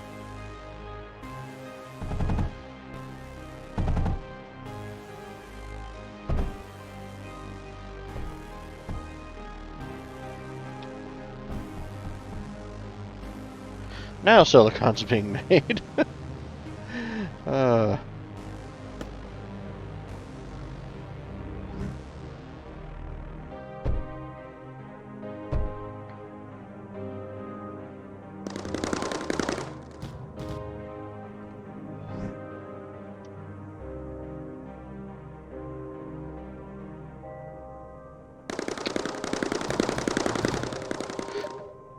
That's probably, yeah, it's probably needing more silicon.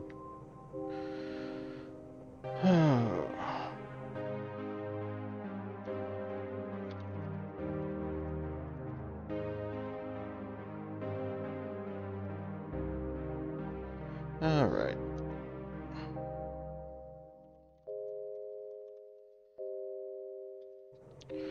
Okay. Get some more waves in.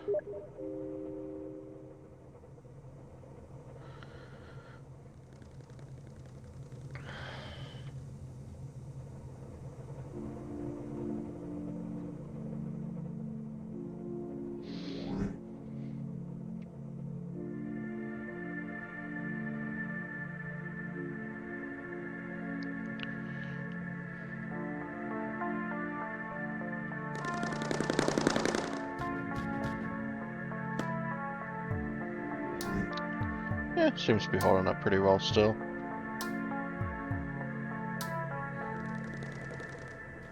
Okay, silicon is coming in now.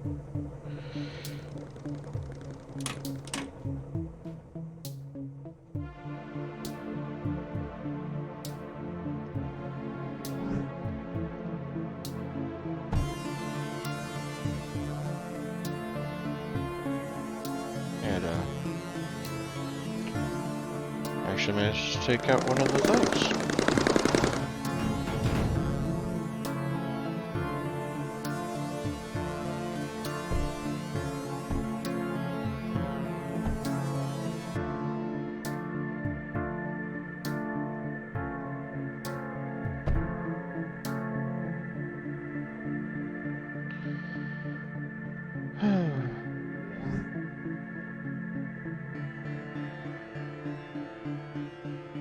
Alright.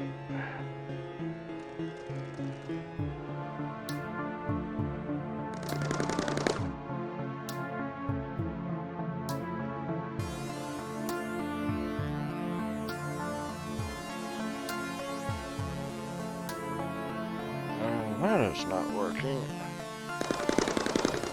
Okay. Ah, there we go. Okay.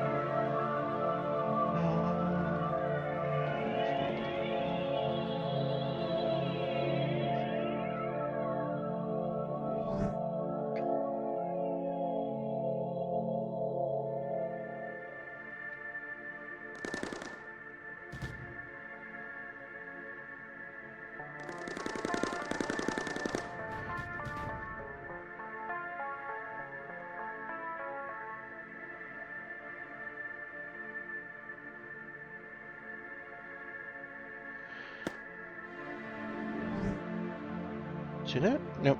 Lost the, what's that again?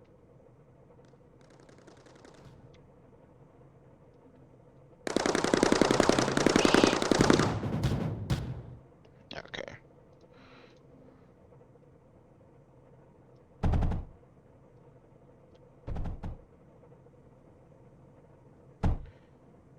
There we go. That ought to make that a little better.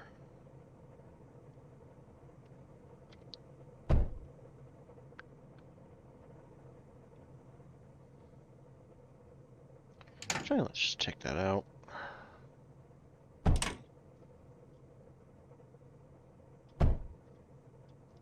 See anything else? I think Sky's really gonna be. Can't make metaglass. I could technically load scrap into it, technically, but that's actually a downgrade, so I guess that's basically all I'm gonna be doing then.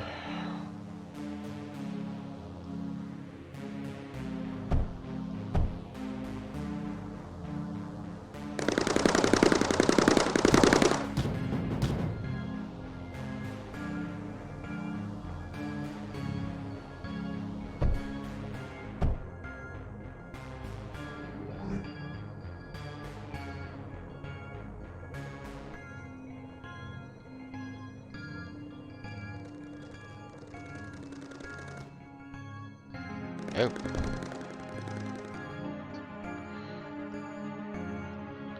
All of the,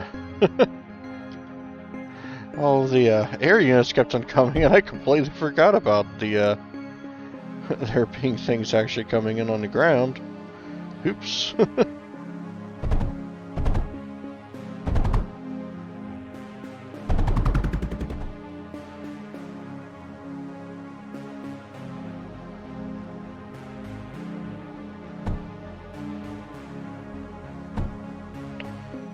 Not gonna do too much on anti-air though, because they all seem to be going that way anyway, so not really much point in that.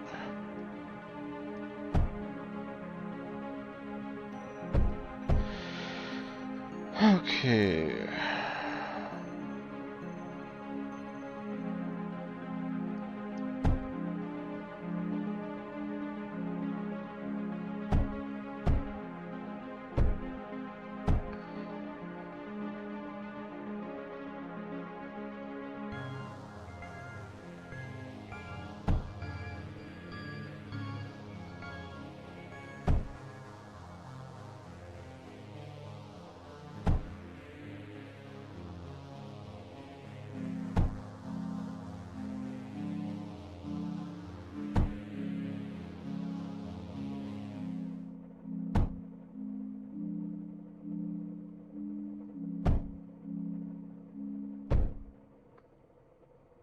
There we go.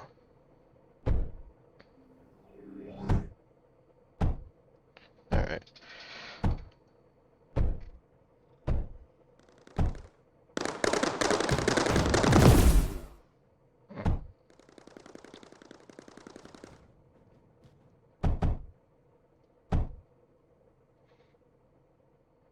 Yeah, I'm just losing things here for no reason. That's good.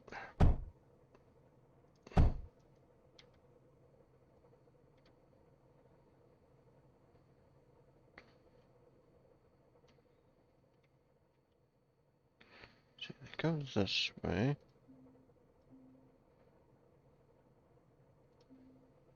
So, right here should be good.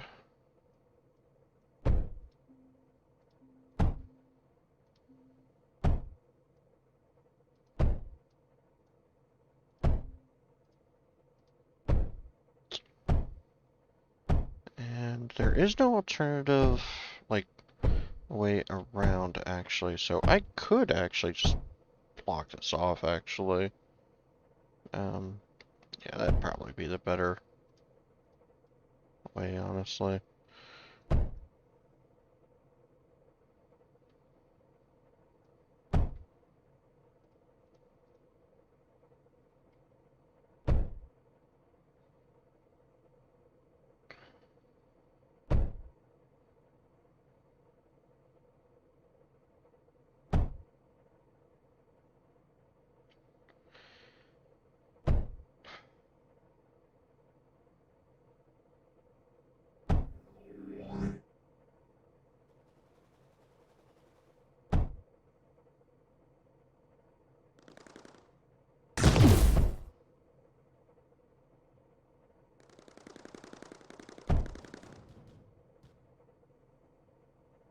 I wonder what would happen if I just put scatters, like, here off to the side.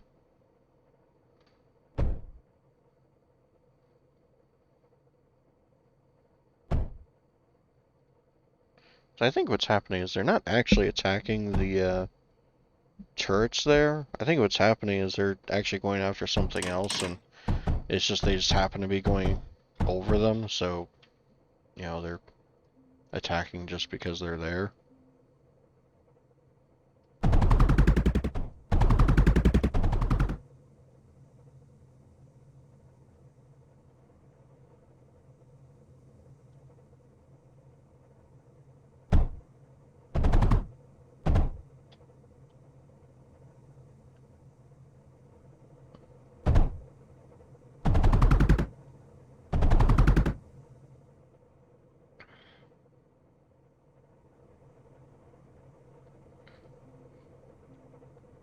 So, any interest of finding out for later?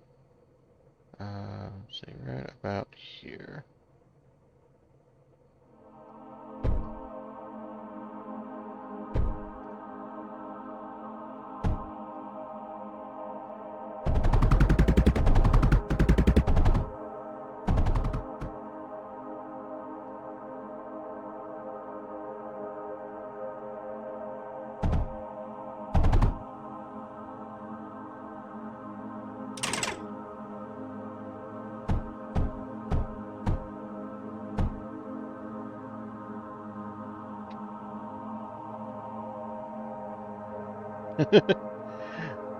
Hi, Mega. Yeah. Well, I mean, kind of rude of them to be attacking in the first place, right? Alright, what happens? Cool. Nope, they just... Okay. So if they get close enough to a turret, they will turn. Okay.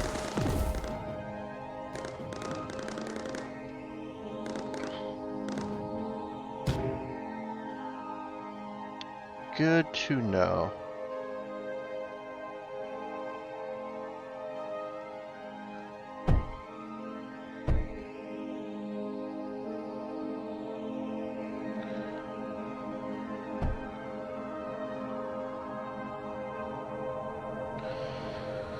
Okay. Right. There was an enemy base. Enemy base I probably will... Like was being mentioned earlier, probably going to want the upgraded core for that one, so...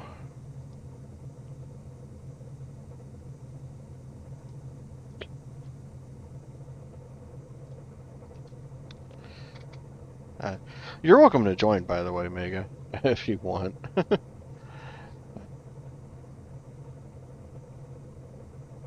I was never really intending on this being, like, solo only. Just that I have to do things in order. You know, like which ones I'm attacking.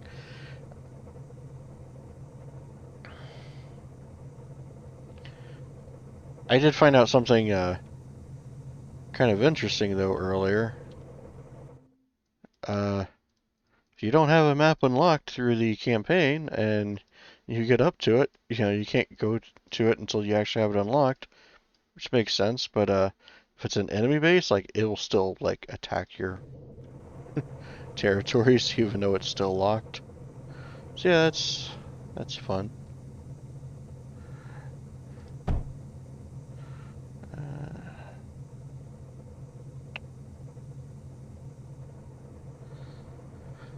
Yeah. But, I mean, that kind of,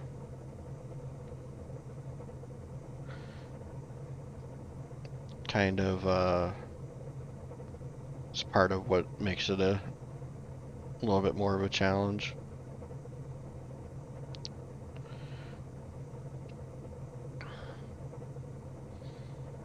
Alright, wait for resources to build back up again, then go attack the enemy base, and fingers crossed I'll be able to take it out as easily as the last one.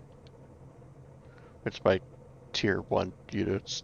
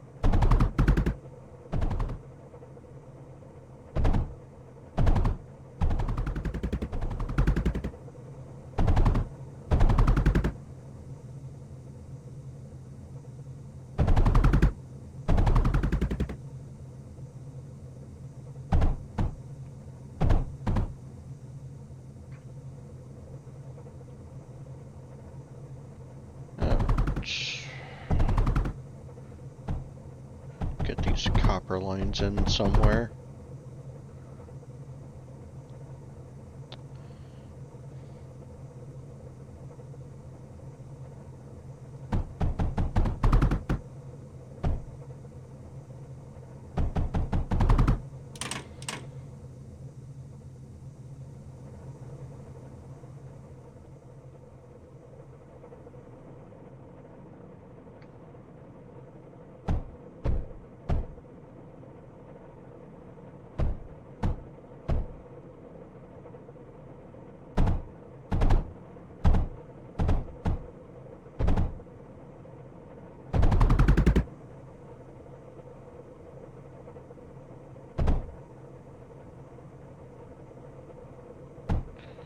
Overflow. Yeah. Alright. And now we wait. So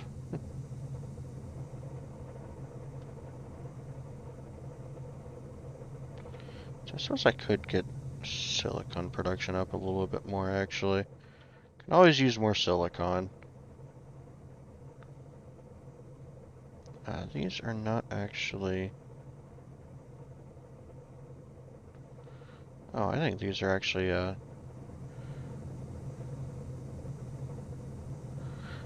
yeah, they're actually full. Huh. Let's see. This should work.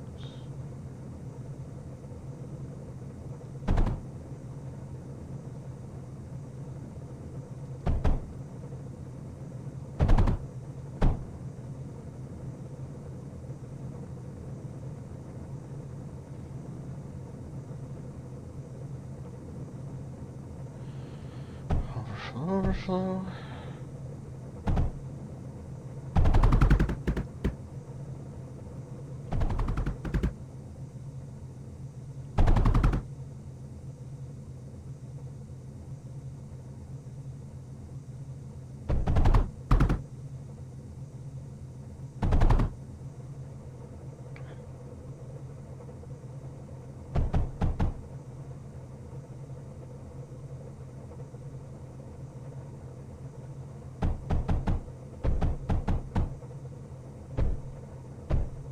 Alright, I'll get somewhere in there.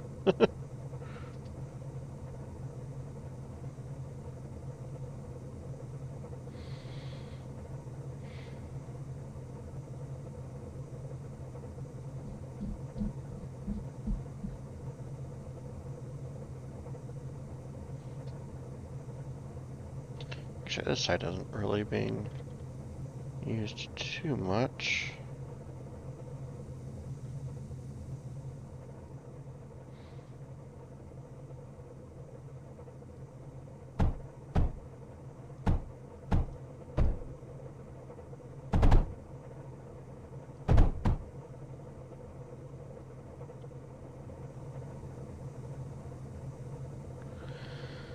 Alright.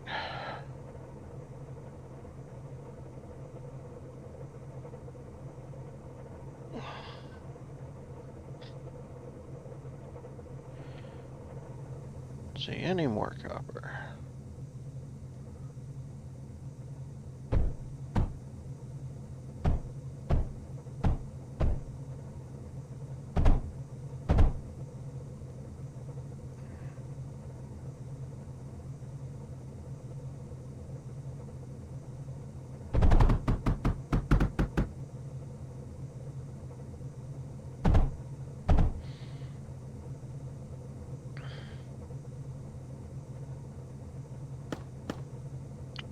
I should probably not have that.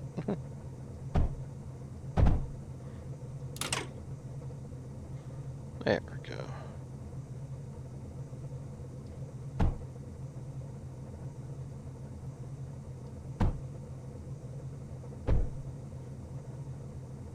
There we go. Alright.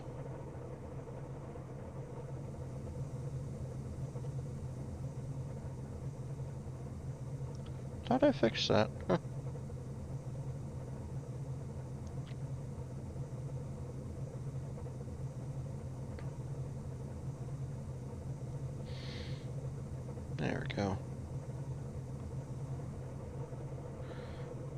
So I'm going to say that's probably about as far as I'm going to be able to get as far as getting resources in on that side. If I get any more in, it's going to be moving them around on the right side of it.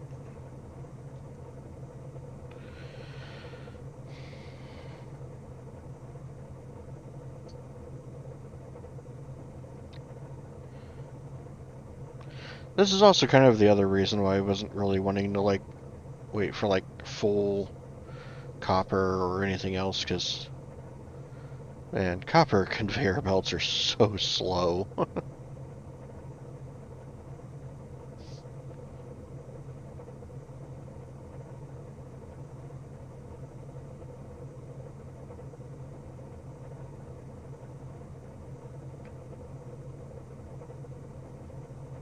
I actually ran across this video. I don't know if it's actually still a thing or not, but it was something along the lines of, like, I think it was like sorters. It was like something to do with how, like, sorters don't. It might have been sorters, something or another. One of the things that you put on conveyor belts, it's like it doesn't actually go through that square. So, like, say if it is a sorter, like, it doesn't actually go through that square. As soon as it goes in one side, it immediately does whatever it normally does, and then immediately puts it out to the other side. So you can just make this giant chain of them, and because of that, like, it'll just instantly go from one side to the other.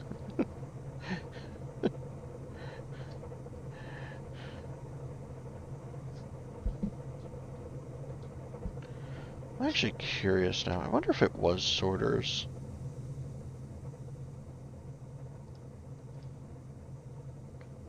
That'll be really easy to test, at least.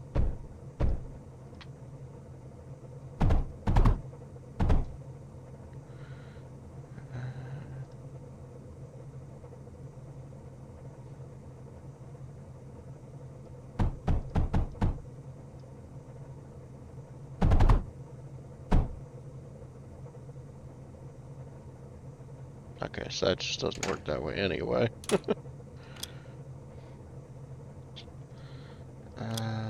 Right. Because the way sorters work is they only allow something through if they are the thing you indicate. So, no?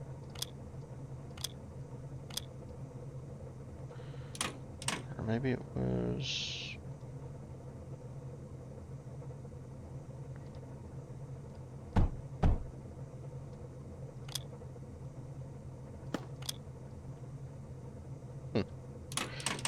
Yeah, it might have been an old thing that they eventually patched to, which is entirely possible. Yeah, I don't know.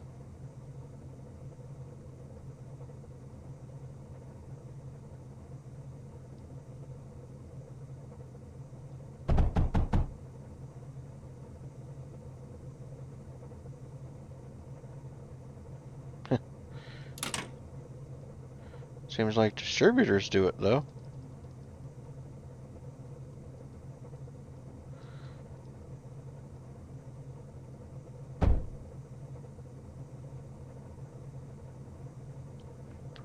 Practically seems like it.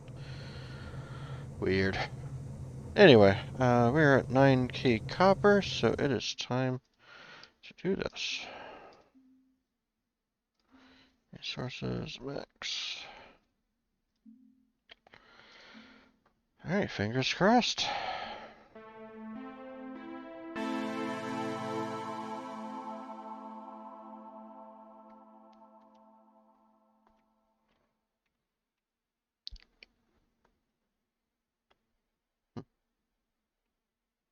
Those are just duos.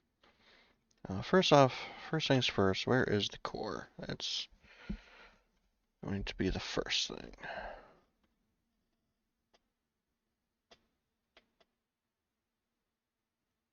Right there. Then is there any others? So first off, right off the bat, definitely not going to be as easy as the last one.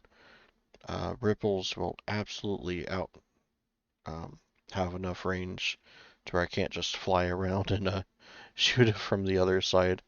Uh, Salvos too, especially. So no such luck like we did on the last one, unfortunately.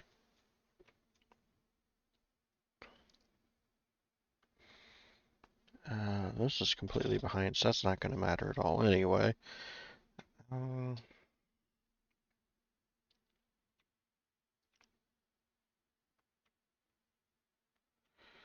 duos, scatters, duos. Lots of duos. I do see some fuses, which means when we get to the fuses, we'll definitely have to directly control the units, that way they don't just blindly walk right into its range. I'm thinking in this case, my only shot at being able to actually take out the core is probably going to be, honestly, just spamming a bunch of units. Just trying to overwhelm it that way. If there's even enough resources to even do anything, my goodness. There's just a little bit of coal here, and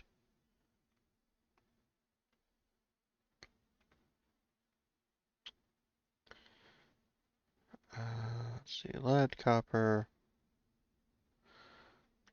Yeah, that's it. That is it. It's just a little bit of coal there in that one spot. Everything else is behind behind the front lines. Yeah, I don't know if I'm going to be able to do this map. Just because of the resources and what I have available.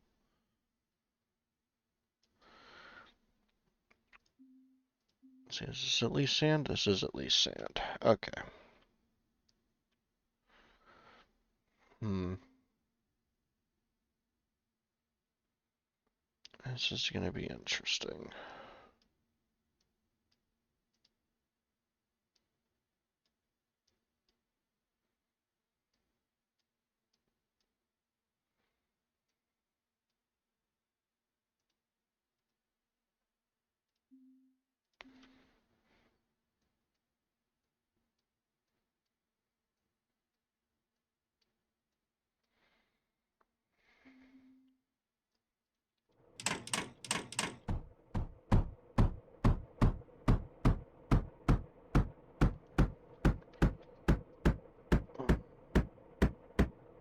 I hate having to spam solar panels, but there's really not going to be much choice in this one.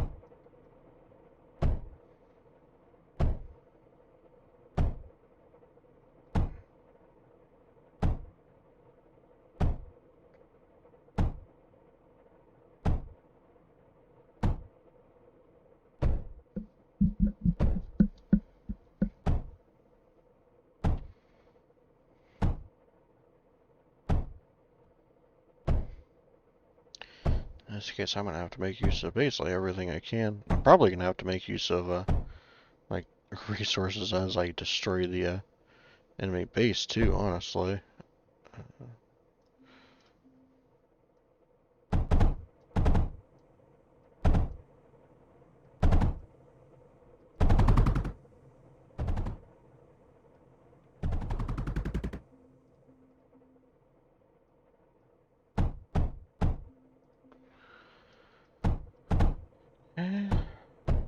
Go.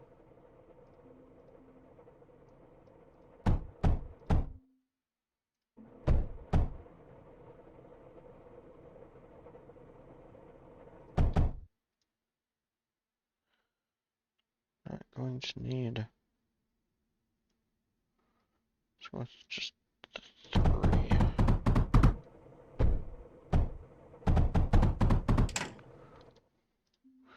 How little coal there is.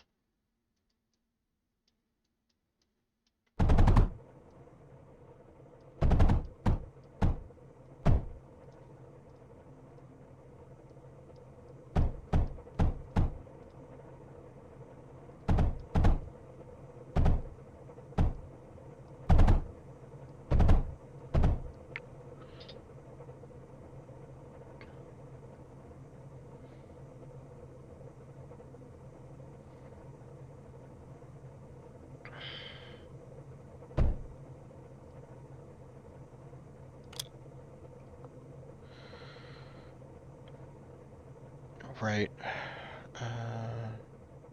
So here's titanium down here. Okay.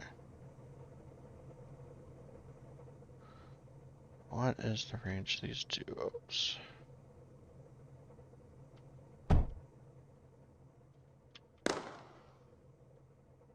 Okay, about here.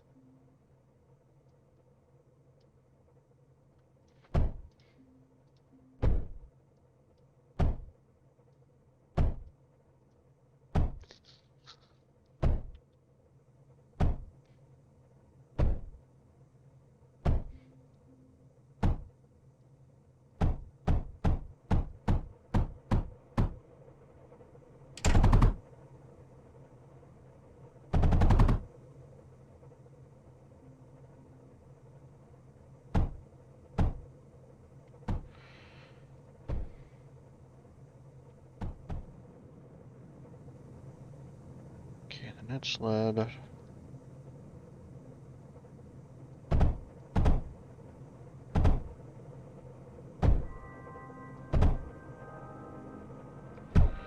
That's copper.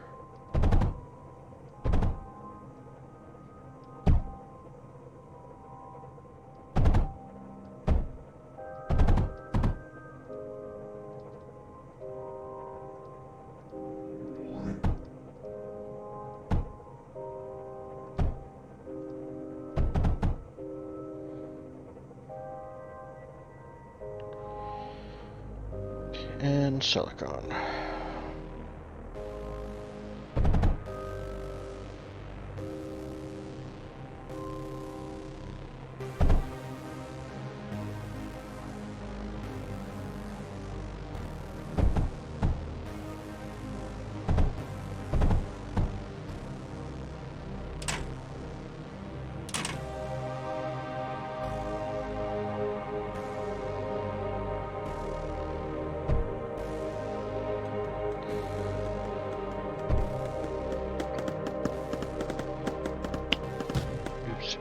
Might help if I actually put turrets up, though.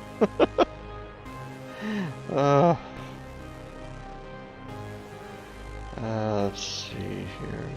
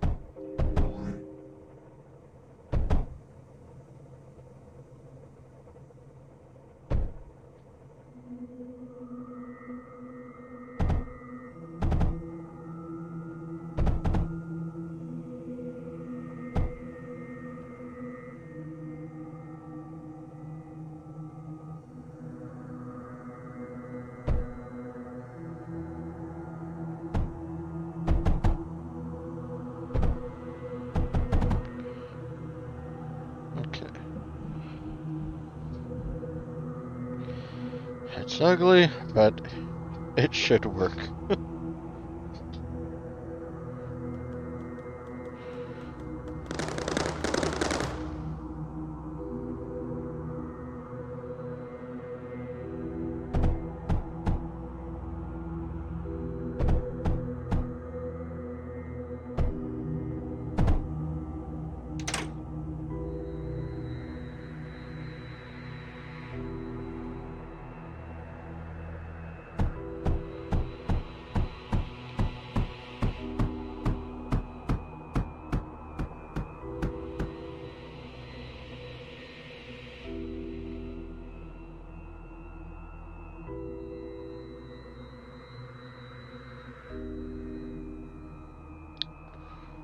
Okay.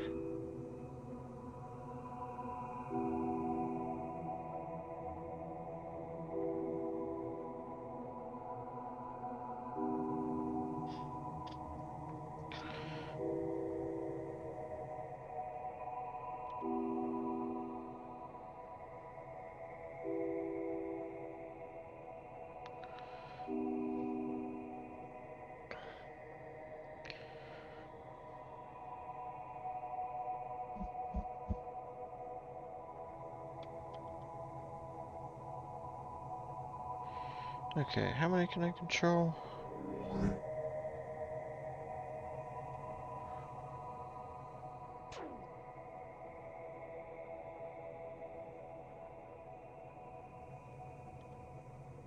Nope, looks like that's it. I never realized this unit could actually build things.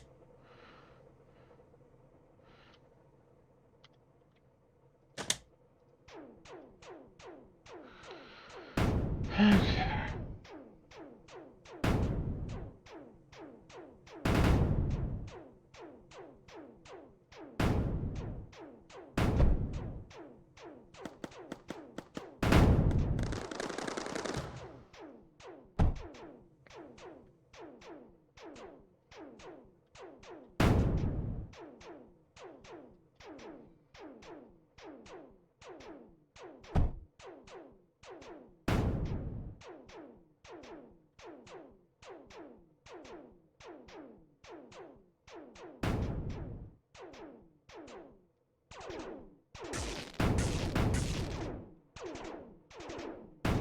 Now, rebuilt the power node there when I wasn't looking.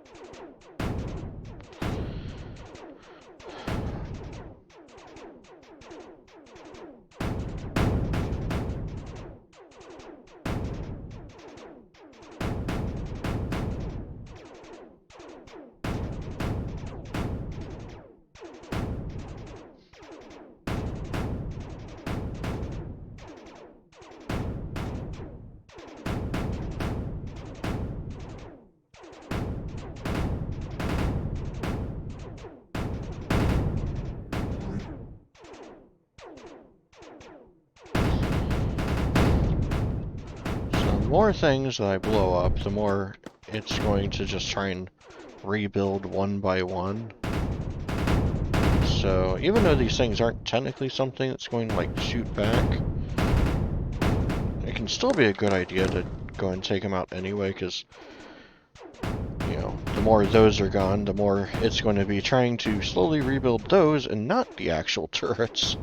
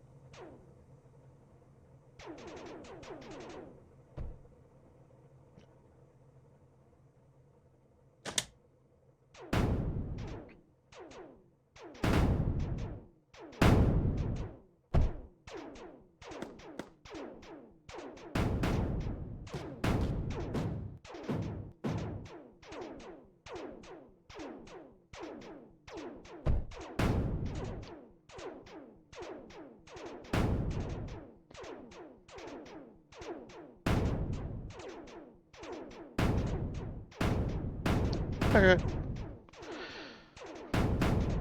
Have a good dinner.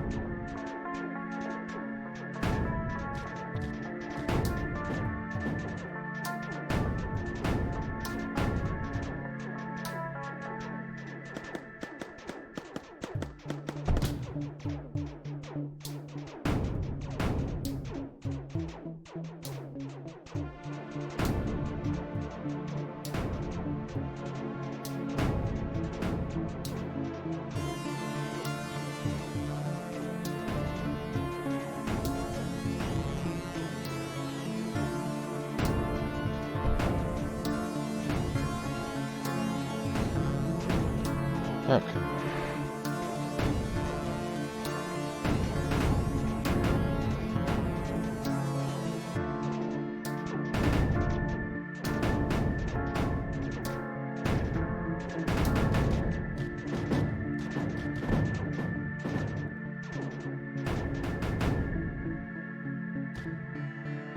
Nope, that can attack air as well. Oh. How am I going to take care? Oh, those are heals. Okay. That's why their range is so far.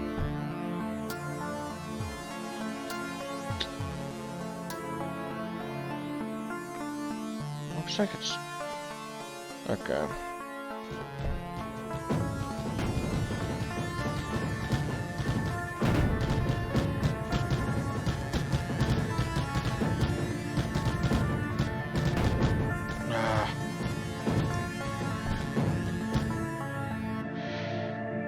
Yeah, that is what I was afraid of.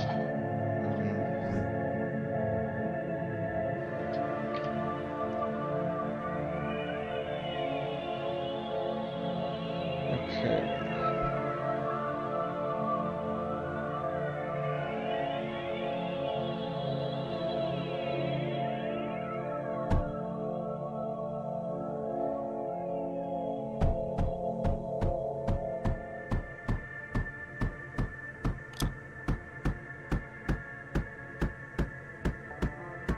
So crawlers are going to take coal, which I don't have enough of. These only take silicon and lead.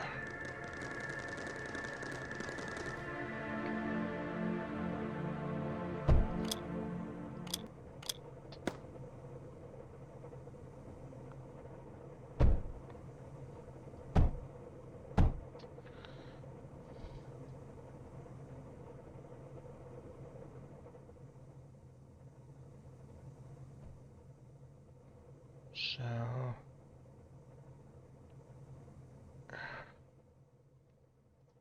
it does give me access to titanium and lead, but...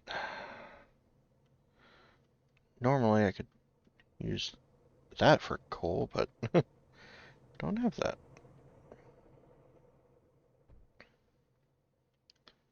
There's no coal down there either.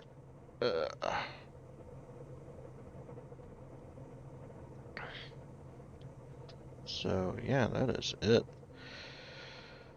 In that case, it might be better.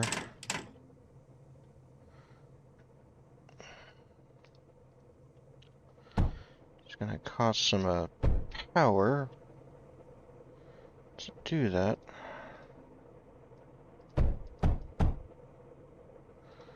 But that is going to get me more coal.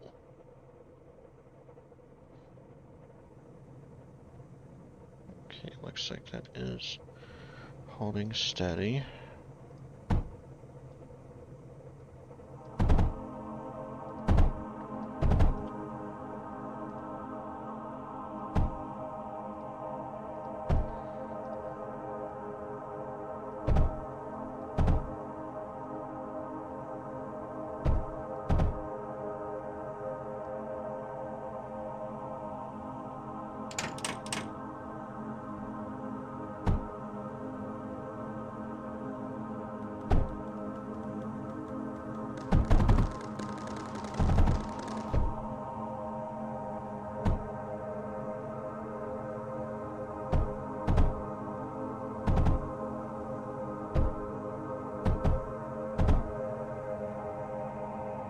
Okay.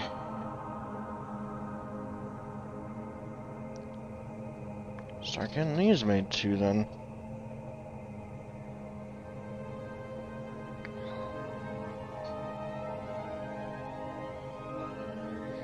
Okay, so I've hit the unit limit on Novas.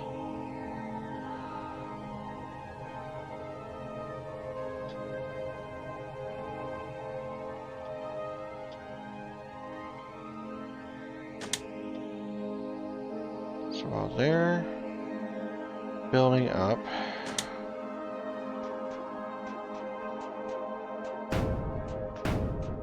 I don't want to get in the range of the ripple or anything like that, but I do want to continue kind of destroying what I can.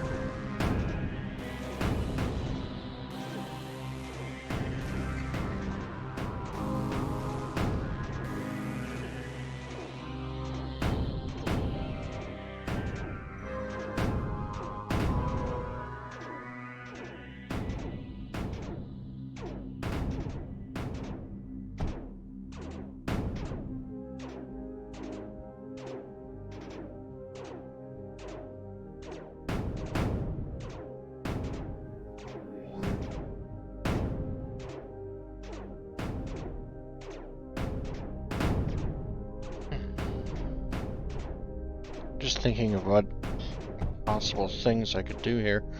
Like, I could technically try to load up, like, make pyrite and build flares. Those are the air units I have access to, and try just kamikazing the daggers over the Enemy core?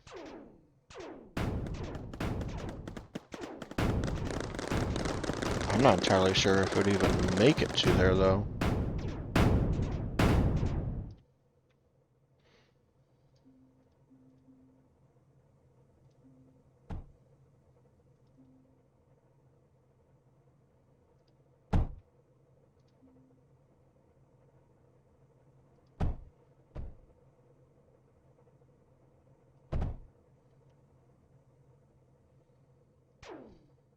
Hmm.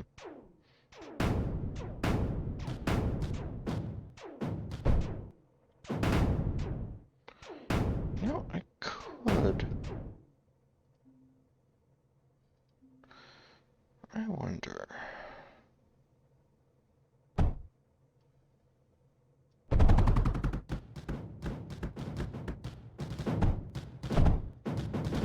Nope, they're just firing right over it. That is not going to work. Okay. Okay. Well, that was worth a try.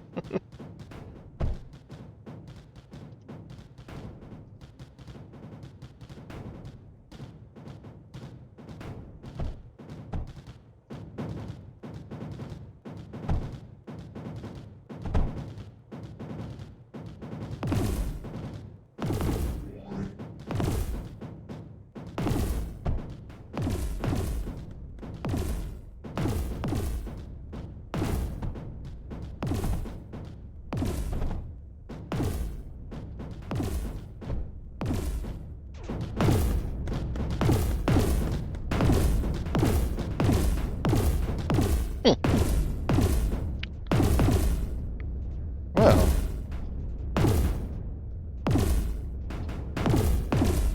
Absolutely not what I was, expecting to work, but if it works, it works. Interesting.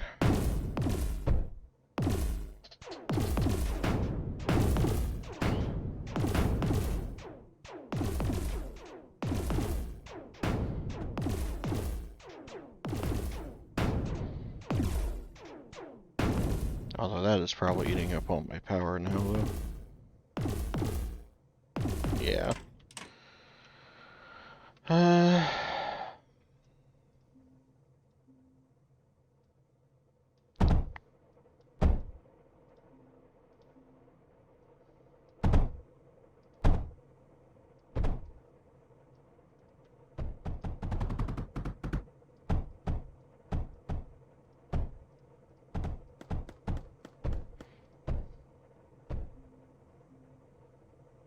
It's just,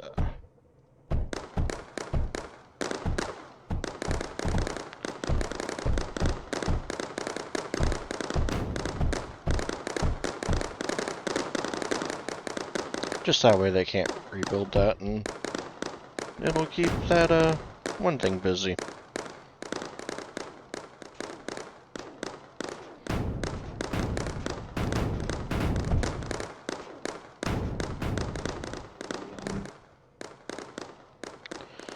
Okay. So I have hit the unit cap. Alright.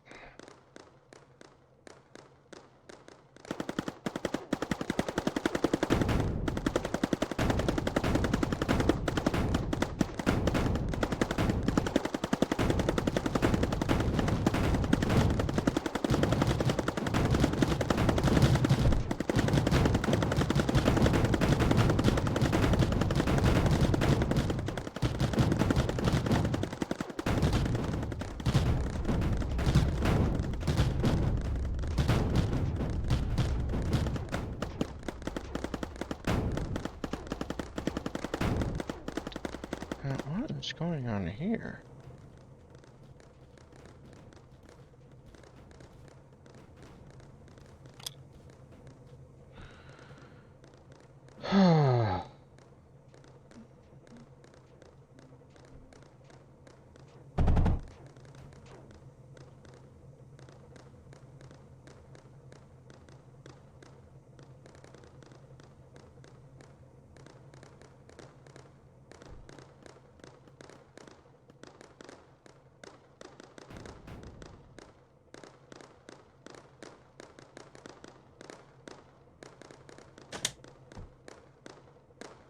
Okay.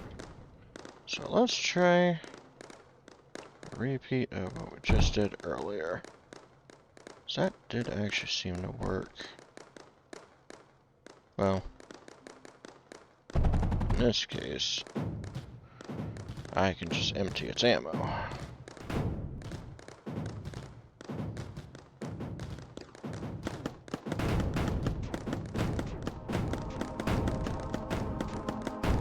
There we go.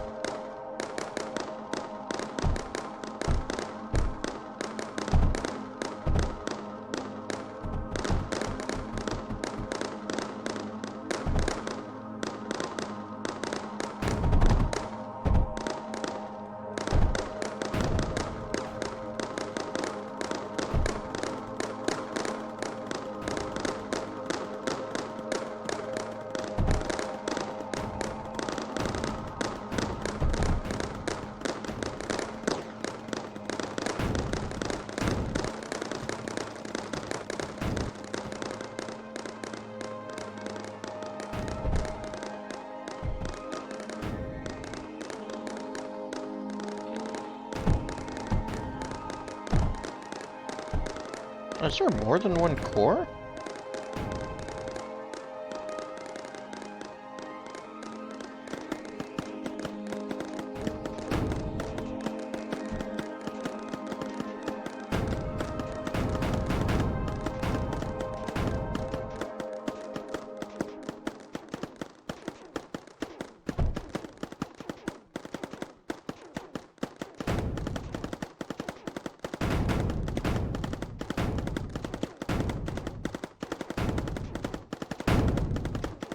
Because the red line there, that's the, you're not allowed to build up to a certain distance away from an enemy core.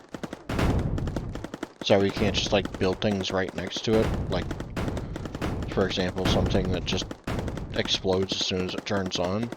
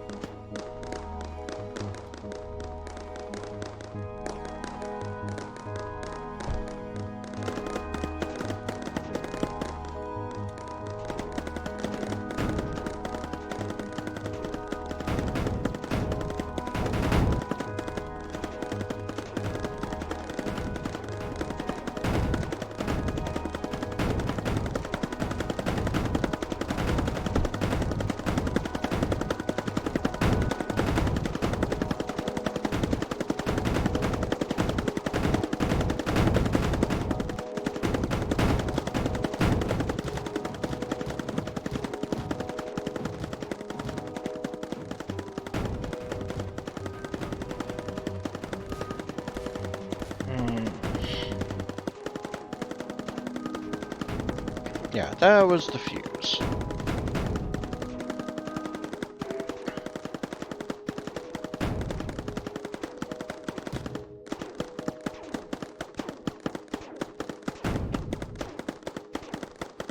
Sector 142, the one I'm attacking from. Well, I know there's no enemy bases here, so if I lose this one, I might want to just take these two instead. That's what I'm thinking.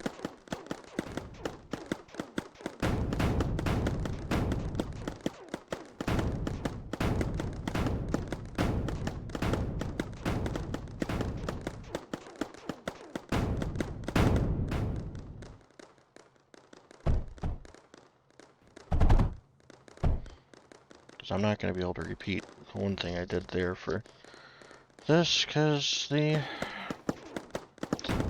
build radius.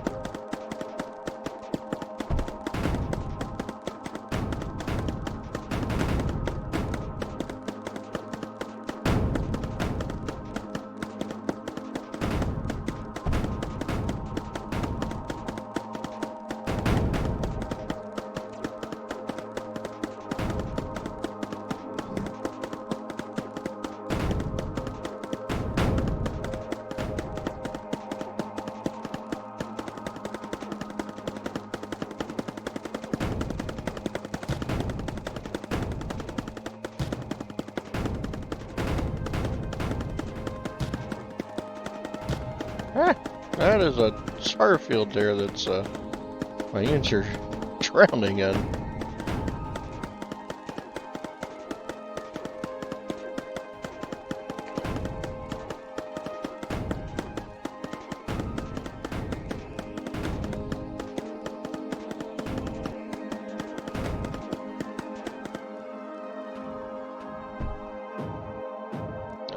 Yeah.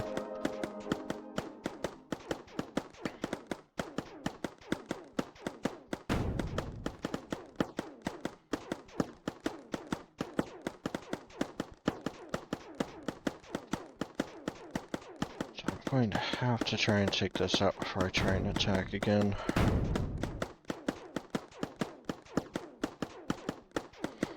Because a fuse will not go down easily if you don't outrange it.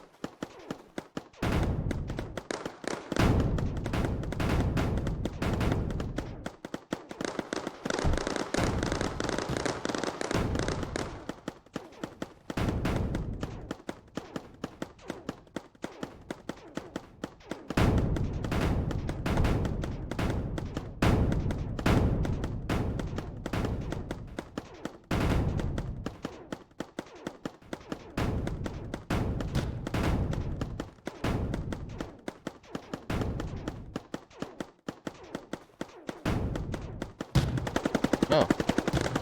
Apparently once they go in there, they just cannot go back out. Okay.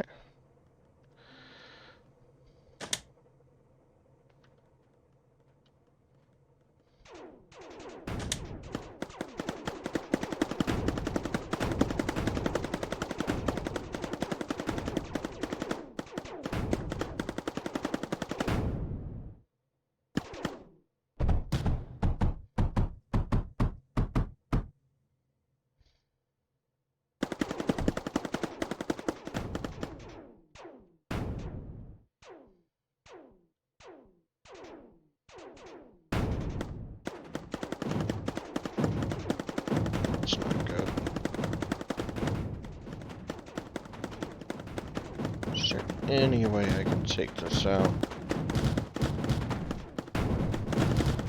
No.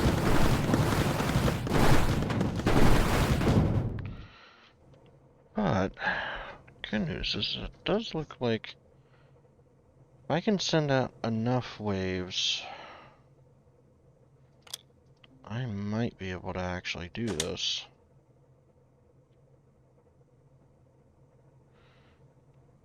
Because I was actually able to reach the core there. That did happen.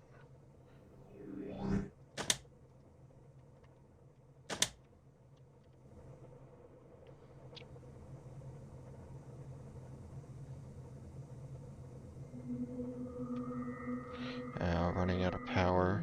That's why.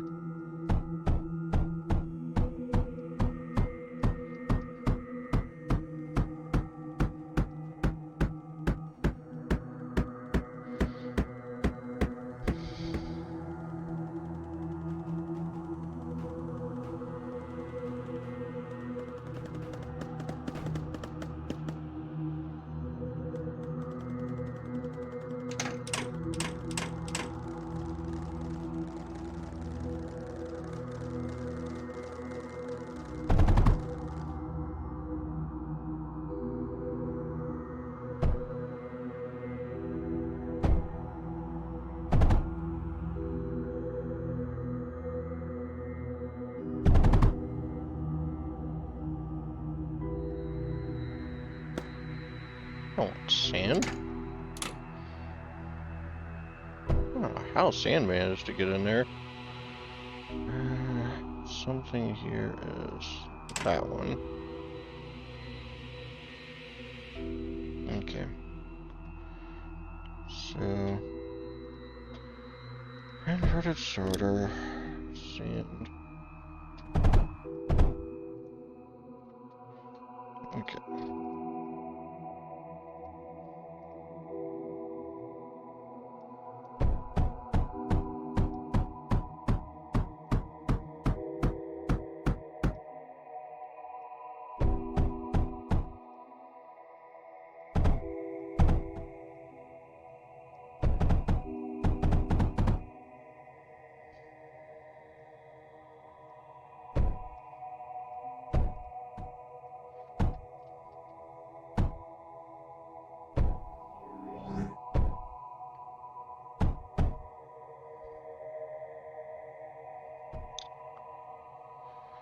Okay, now as for this.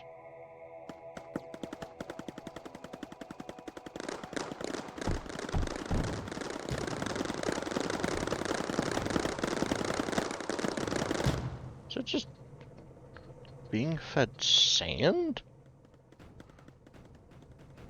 I didn't even realize there was a turret that could shoot sand.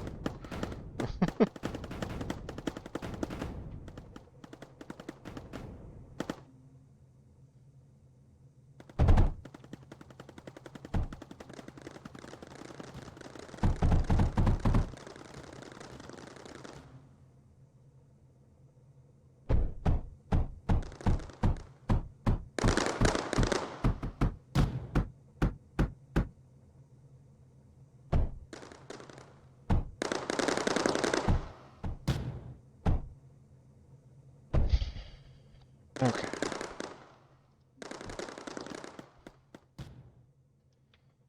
So...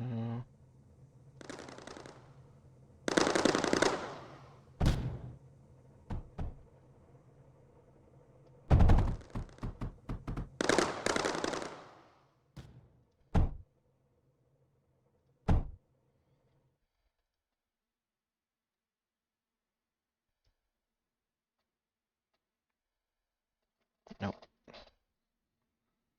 This might still work, but I'm gonna have to put that there.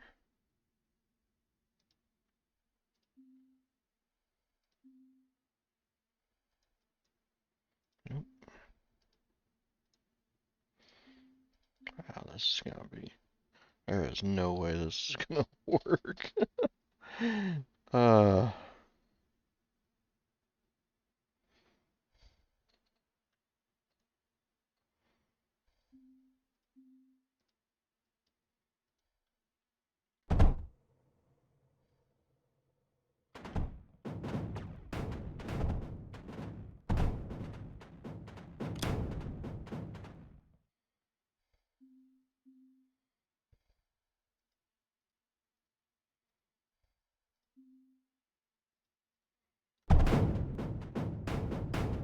Yeah, that is not going to work.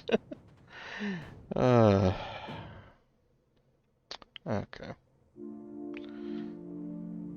I was hopeful. I didn't think it was going to work, though.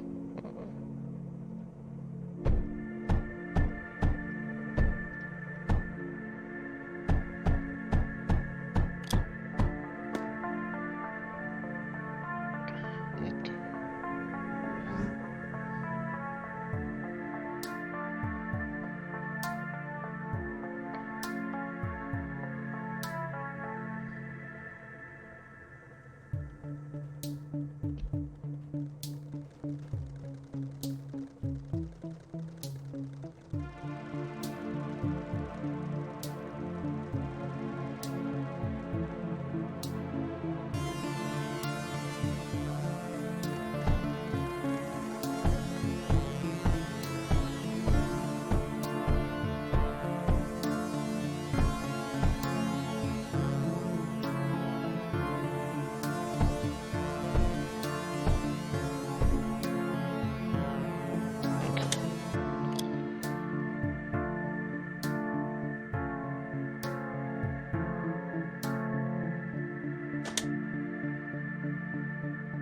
Much better.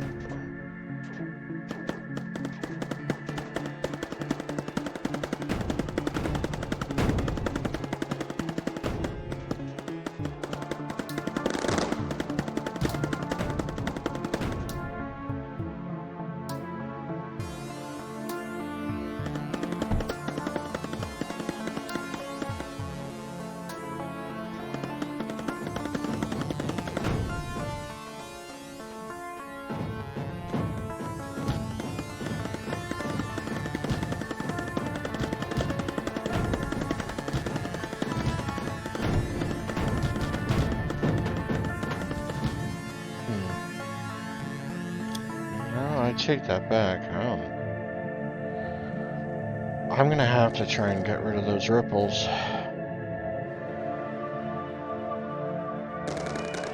Let's try and get rid of them somehow.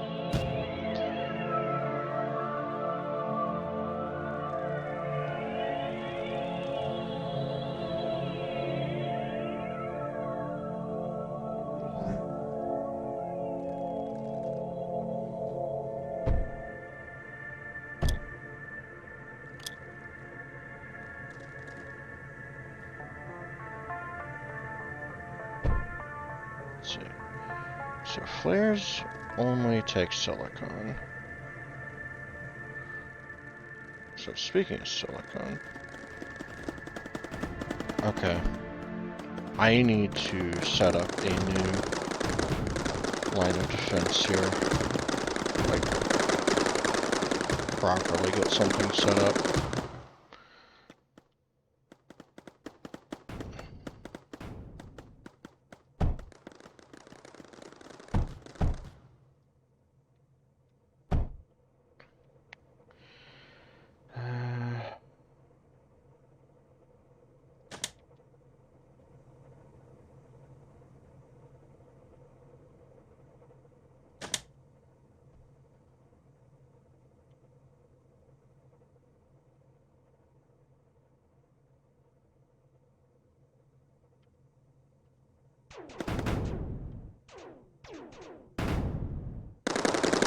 There.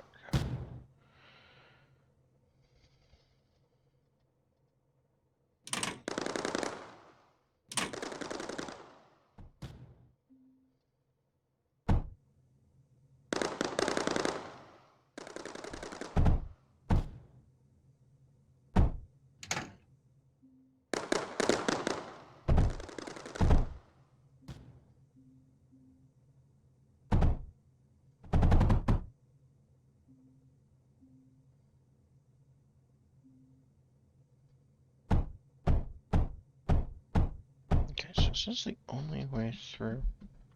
No, that's right, there is the other way down there, so that you can't block this off or they'll just go around. Unless I want them to go around. I made them go around. That'd make this pretty safe.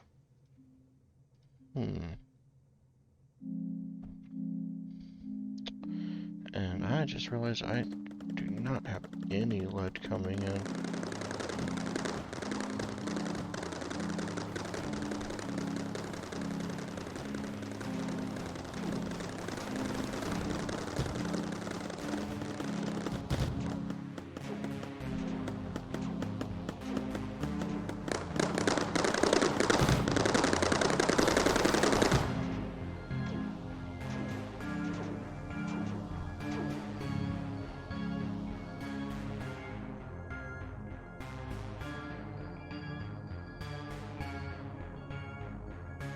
That takes a lot of... of course it does.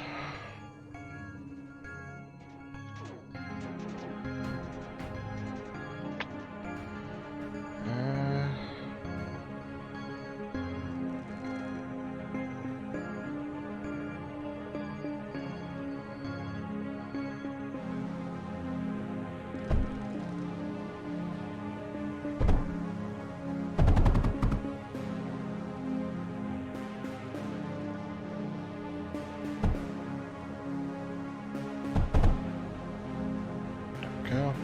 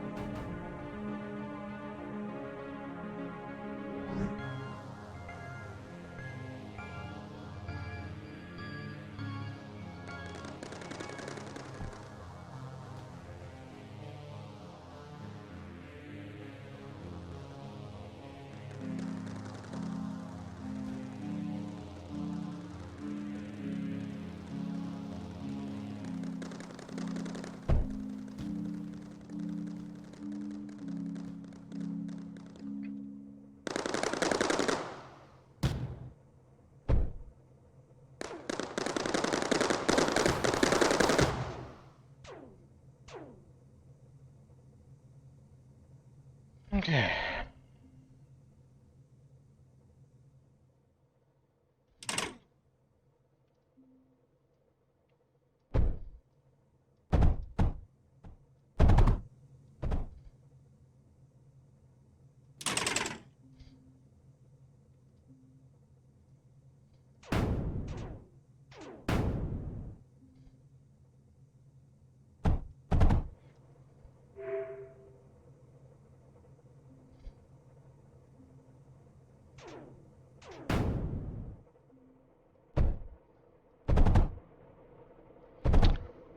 There's one sector lost.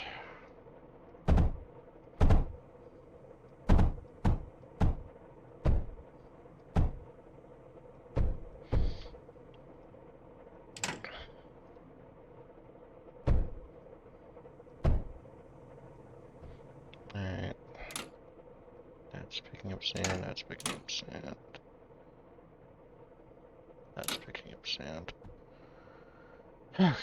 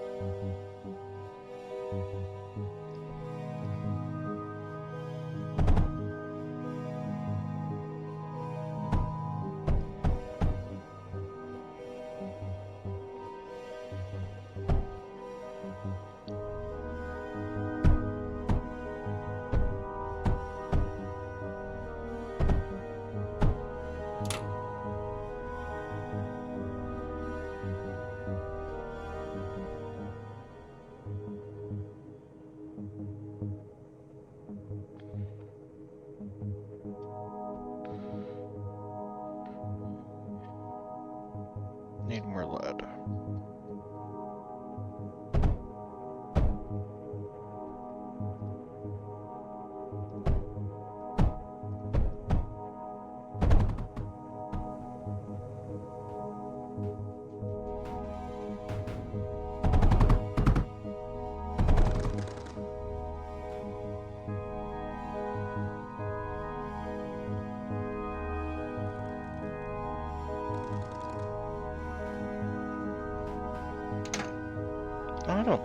I didn't need to do that.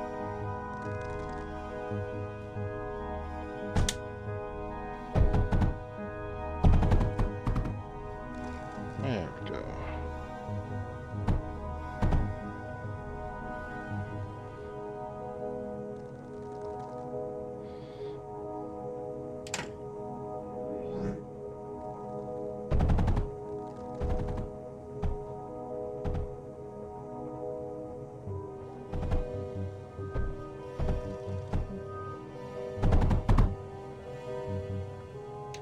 There we go.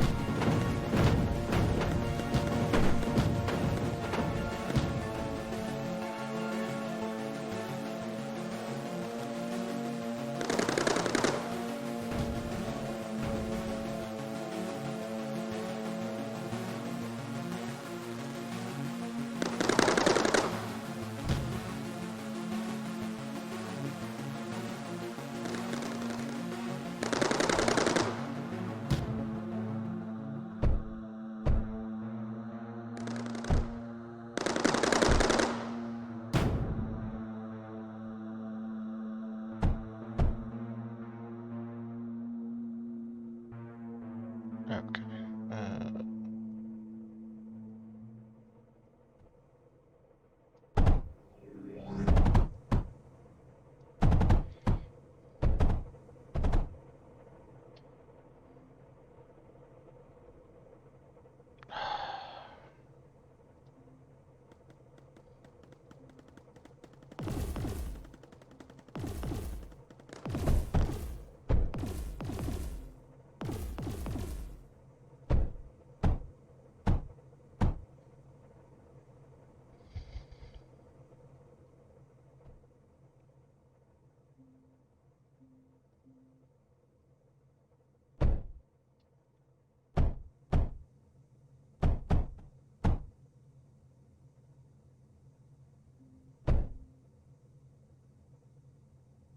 Still not getting any lead.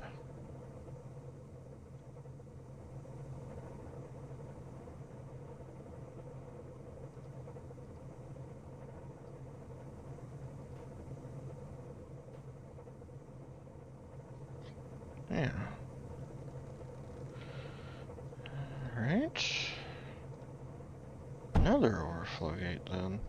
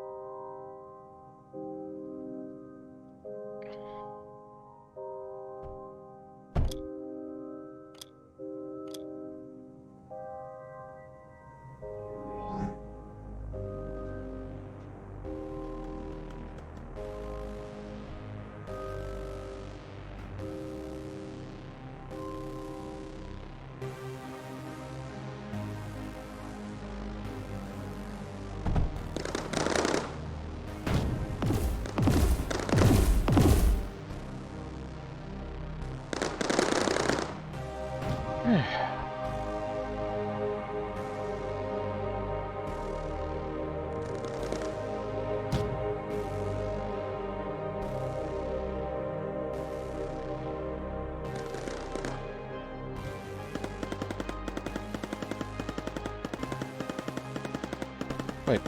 those can't actually attack air? I could have swore they could. Well, this this changes everything.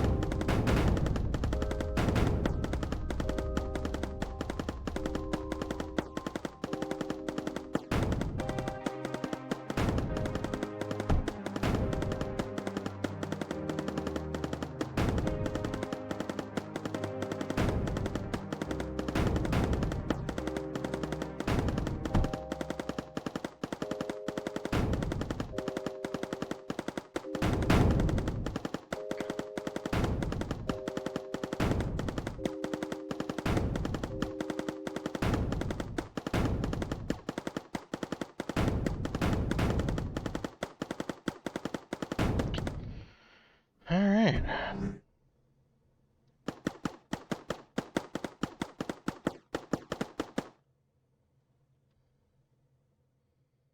Let's see what I can actually reach over here.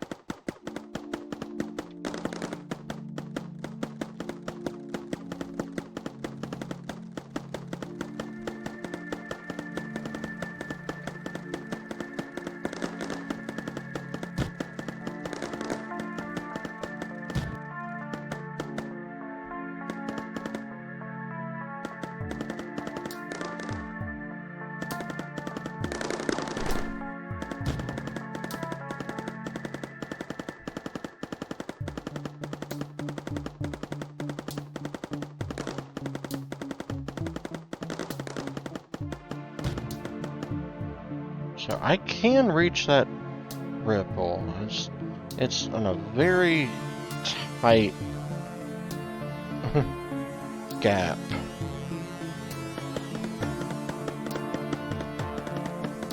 I can reach this one even easier.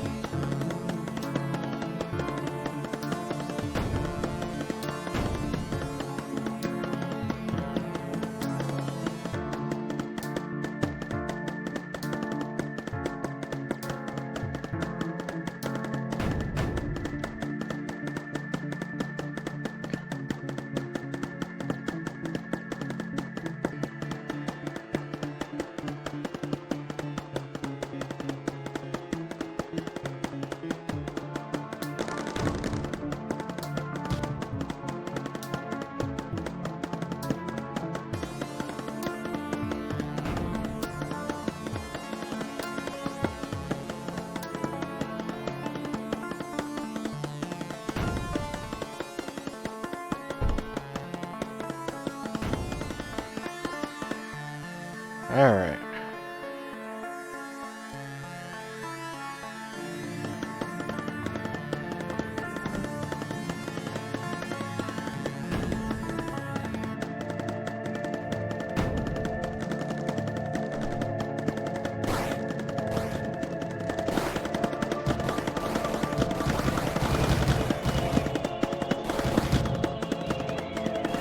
That was unfortunate.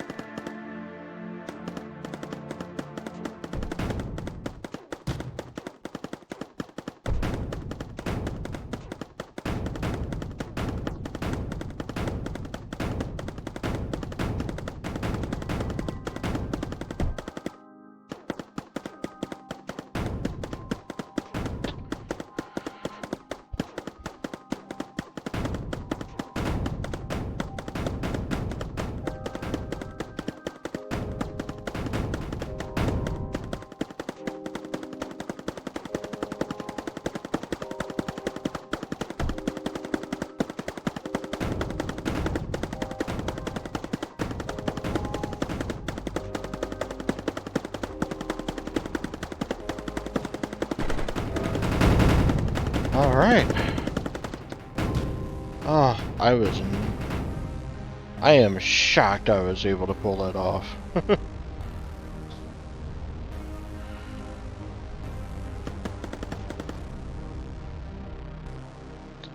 Okay, so.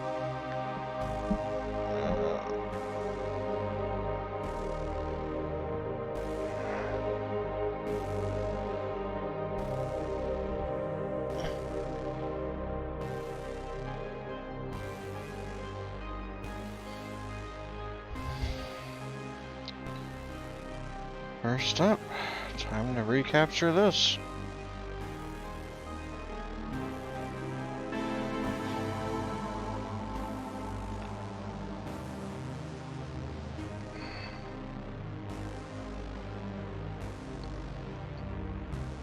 Oh, almost everything is gone.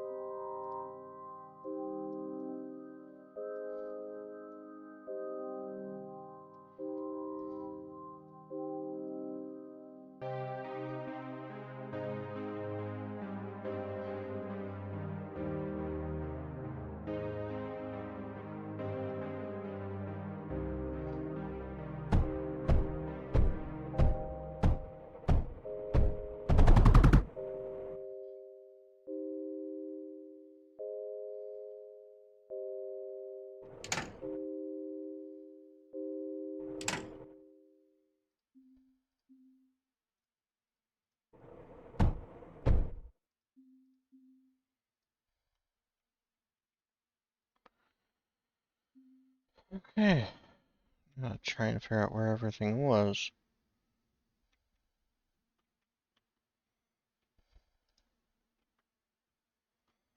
Well, actually, first off, are they attacking from the same place again?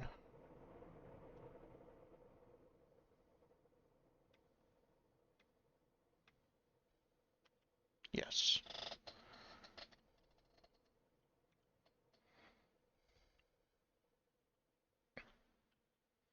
It's 35 waves this time. Which most likely means there's probably going to be a guardian this time, too.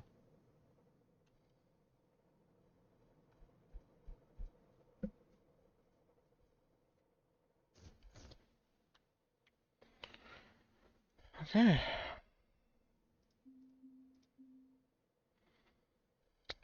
Oh, I have no titanium.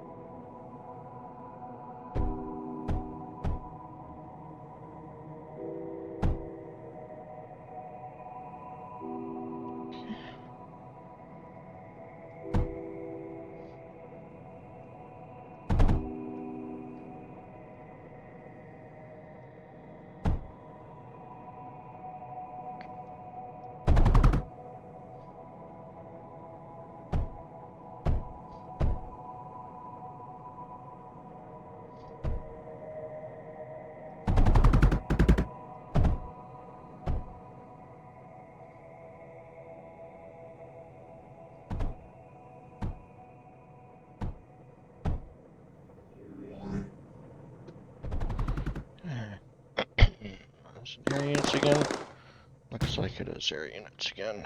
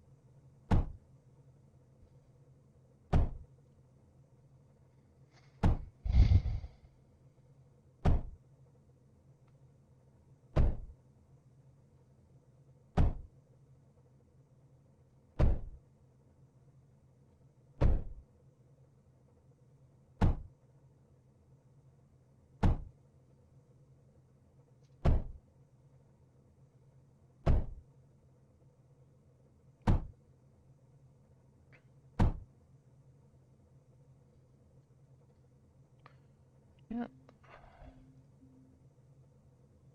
wonder if this would work. Just thinking in my head, in theory, this would.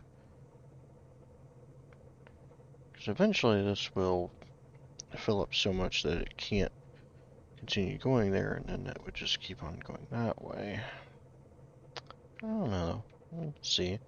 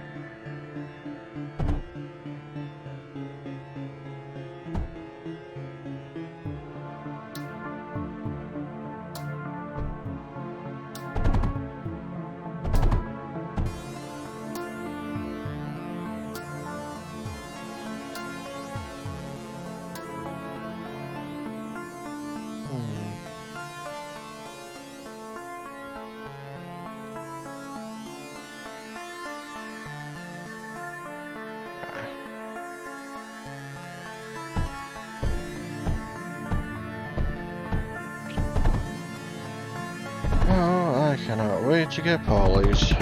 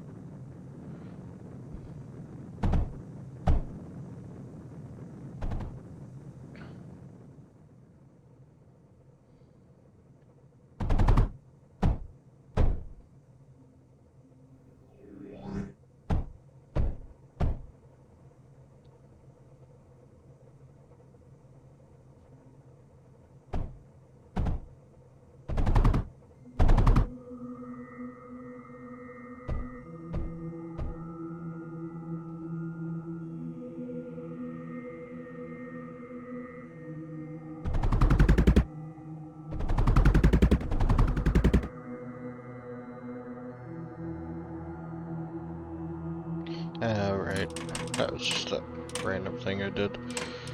That's nothing. Okay.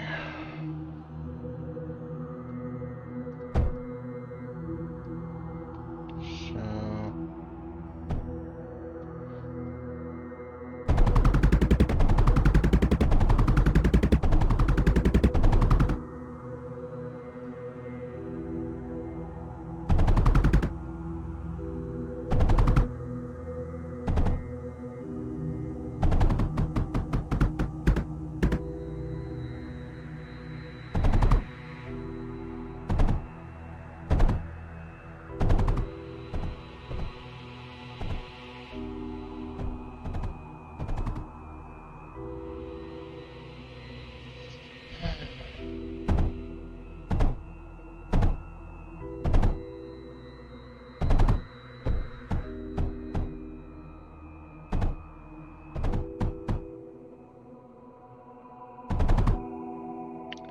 right, because it was a bigger core, right?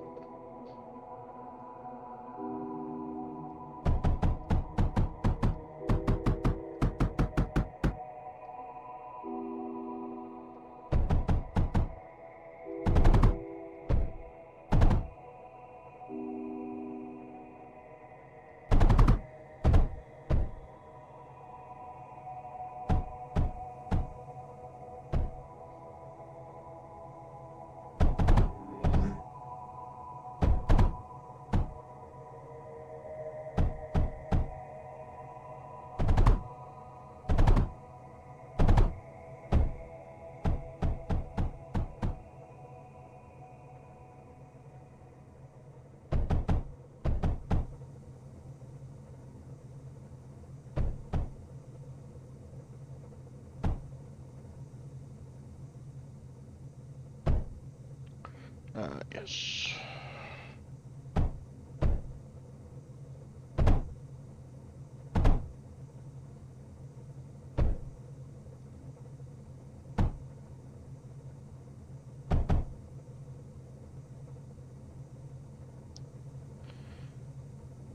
Okay, what else?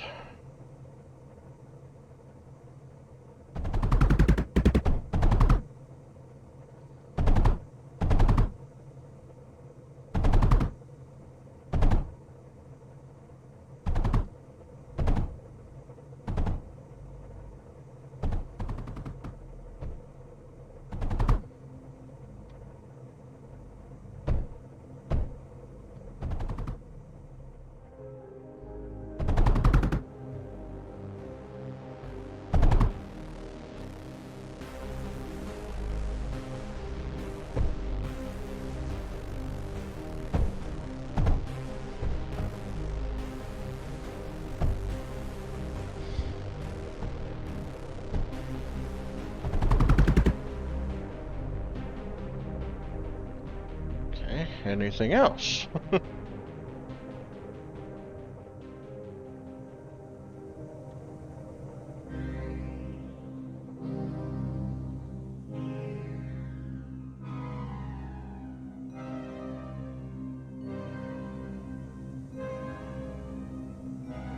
Ah.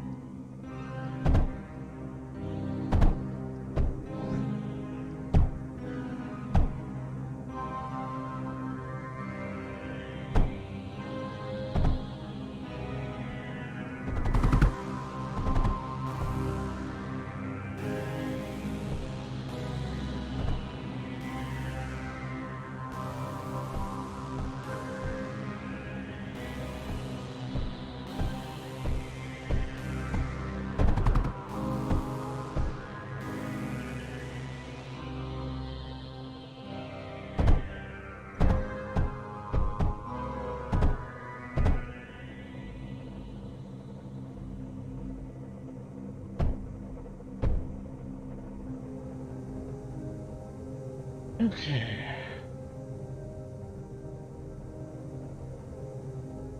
Nope. That looks like...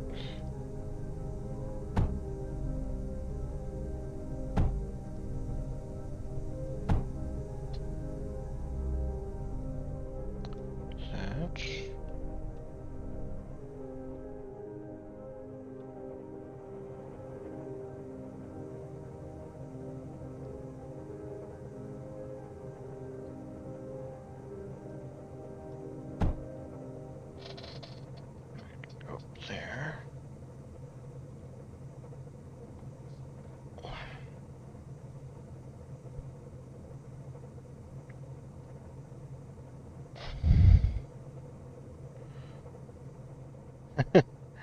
Hello, 08. I'm just kidding. I hope you don't mind, I'm just gonna call you X800. Only 3 levels so far. Well, if it's any consolation, technically in this playthrough, I'm only up to the... let's see... Here's the missions.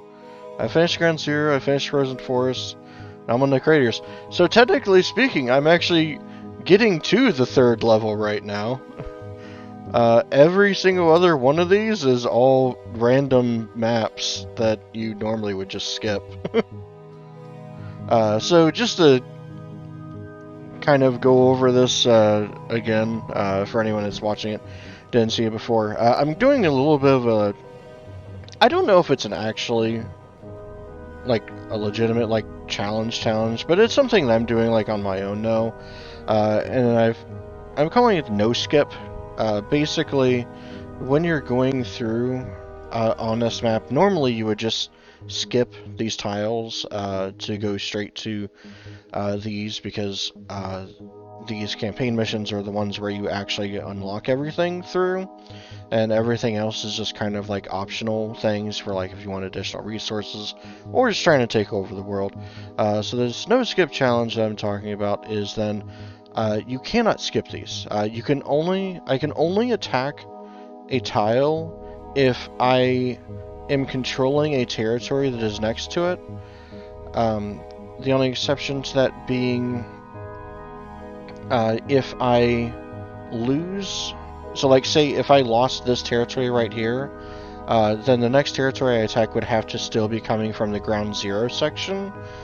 And the other is, if I'm taking over territory and the auto-resolve of it would be enough to capture the territory, I'll just go ahead and consider that it is already captured, because at that point, it's just a matter of time. It's literally already taken, it's just, you know, hasn't actually finished it yet. Like, even if you sit there and do absolutely nothing, it'd still already be finished, so... In that case, it's more an interest of just, you know, keeping things going a little bit quicker.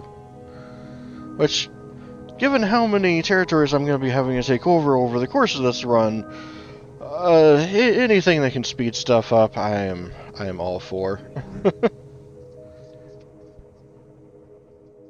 So yeah, like, everything I have here, like, technically speaking, you probably have access to already. Oh, so this is actually something I recently found out thanks to I think Alan was his username. It's called Traffic Light. Basically, it lets you know in a little bit more of a visual manner, like if it's completely stopped, like these red ones, or if it's going, but it's currently full, like this one, or it is actually currently going. I don't remember what the thing for it, though, was.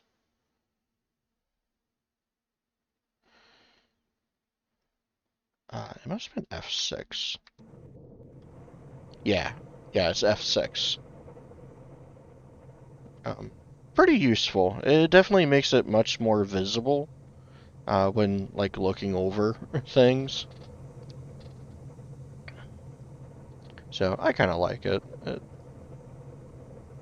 The first time I was playing through this, though, I did not use it at all because I didn't even realize it was a thing. uh,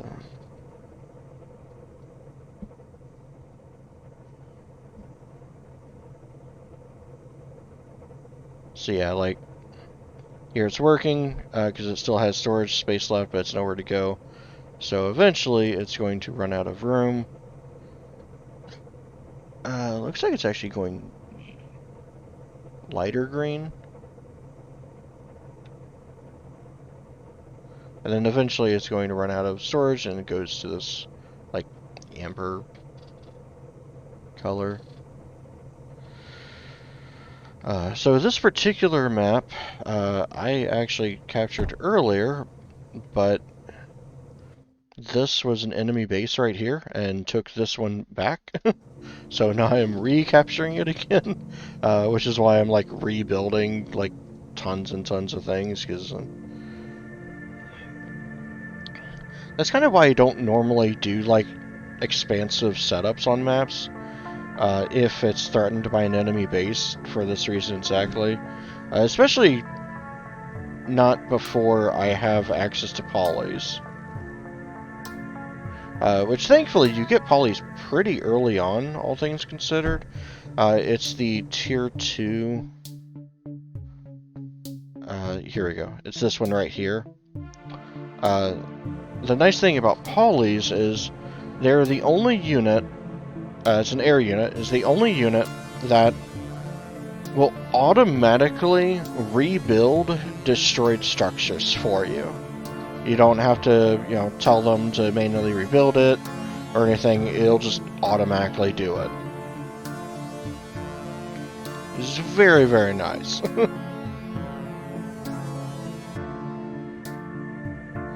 Okay, why is this one not working? Because the core is not big enough.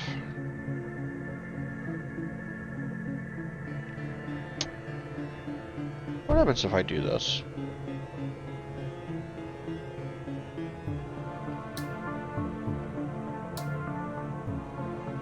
I'd say that worked. Alright. Any other production lines not working?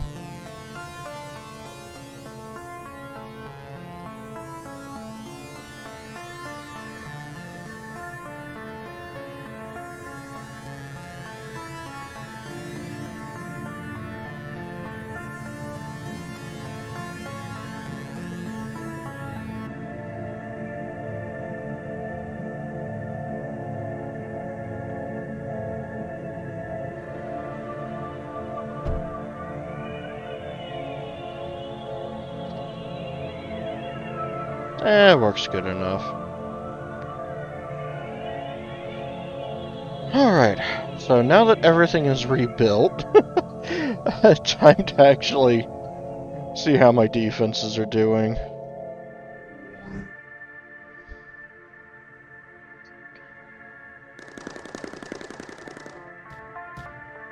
I'd say they're working.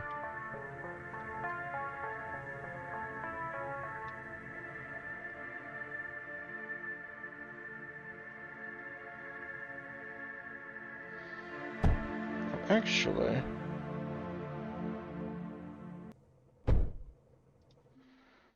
can monos build? No. Okay. They can only mine.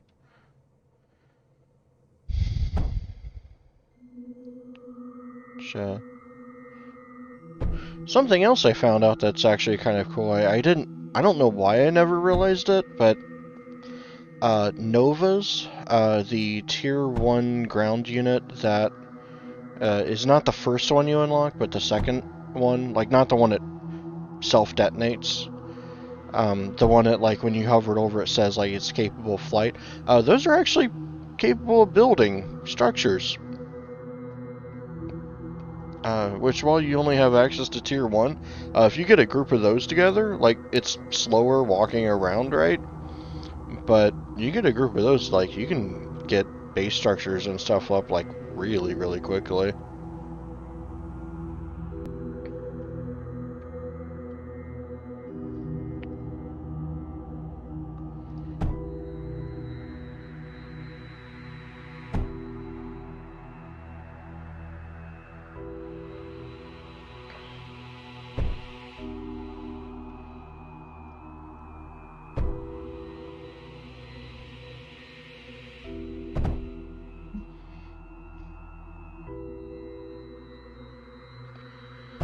Okay.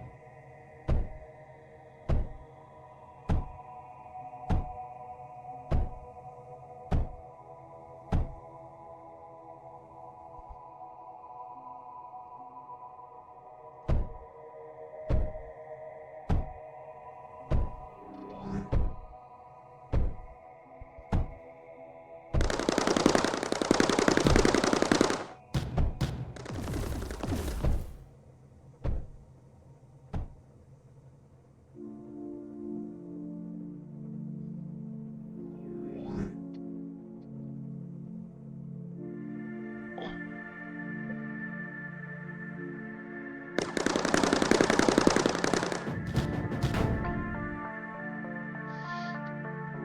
that's what I was afraid of.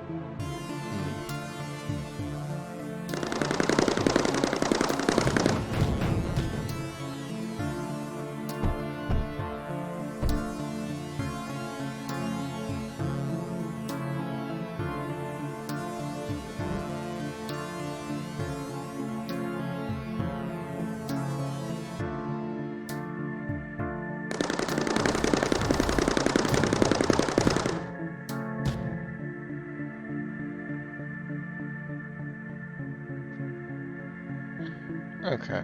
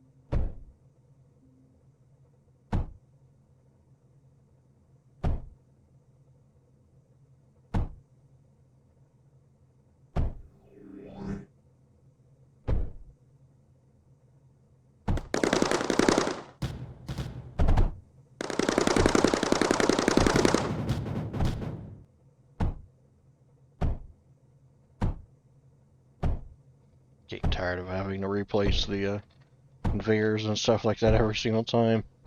Let's just make a wall of scatters. Let's see how that goes.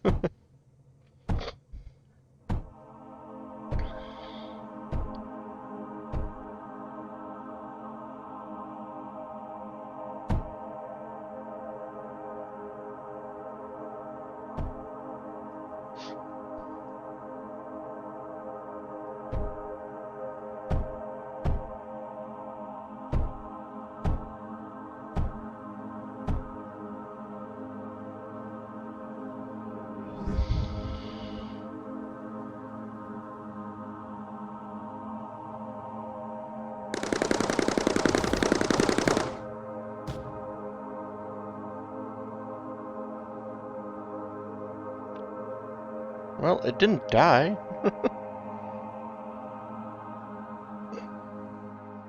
Let's see.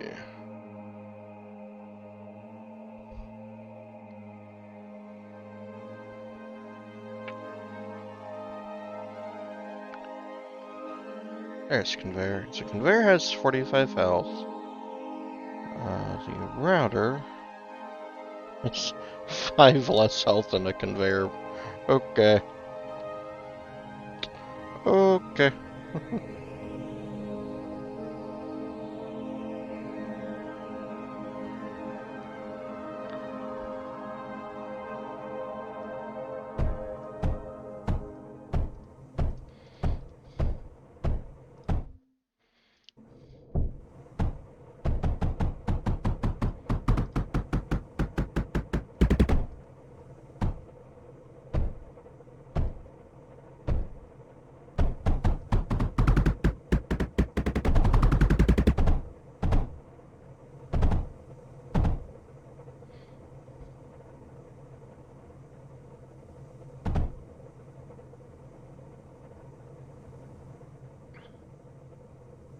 Alright, that gets the... That...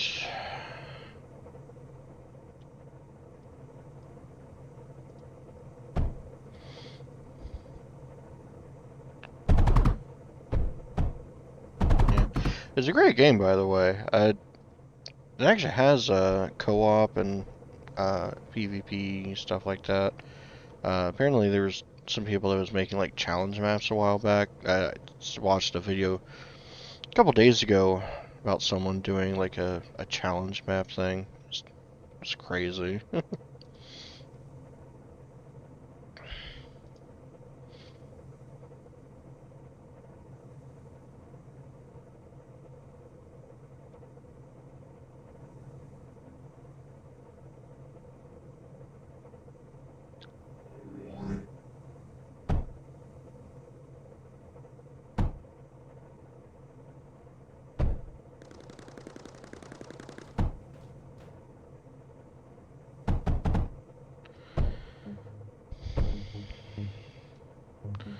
Personally, I can't wait for the, that wasn't Scorpio, that's right. It was Sepulo. That's what they were calling it. The second campaign that they're doing, or second planet, technically. I can't wait for that one, because one of the things that they're planning on doing is adding actual RTS controls. So, like, you can, you know, tell units to go to a certain place, right? It's not just a blind, either they all go forward or they all go to the nearest rally point, and that's it. Like, that's the only two options. Like, you know, it gives you actual, a little bit better control over things.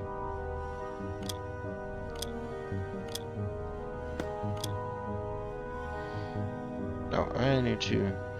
Speaking of which, I need to make a command center. My concern is that there's going to be a Guardian on this map this time. And the Guardian is going to be an air unit that the flak cannons, the scatters, can't really do too well against.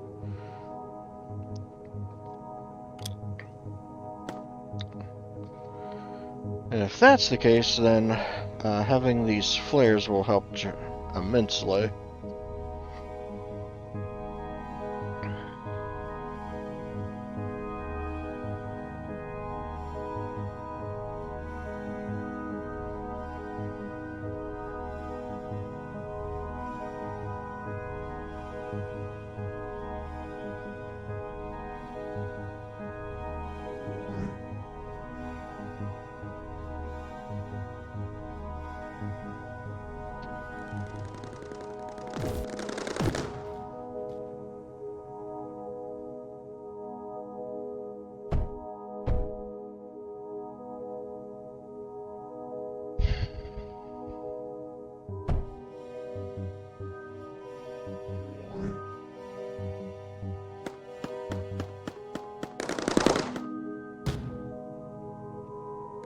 Actually, that reminds me. Do I have enough to actually increase my core again? I do.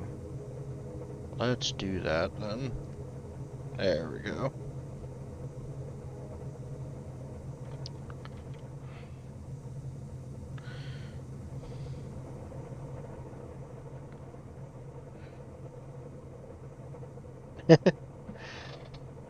Yeah.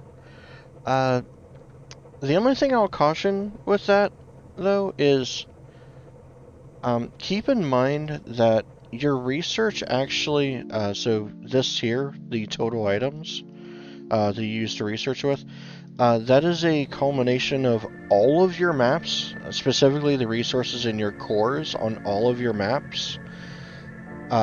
So if you ever find that it's taking a little bit longer than what you're really wanting to finish up some research, like, go ahead and like start the next map or grab one of the random maps, right, and just deck it out and, you know, gathering resources.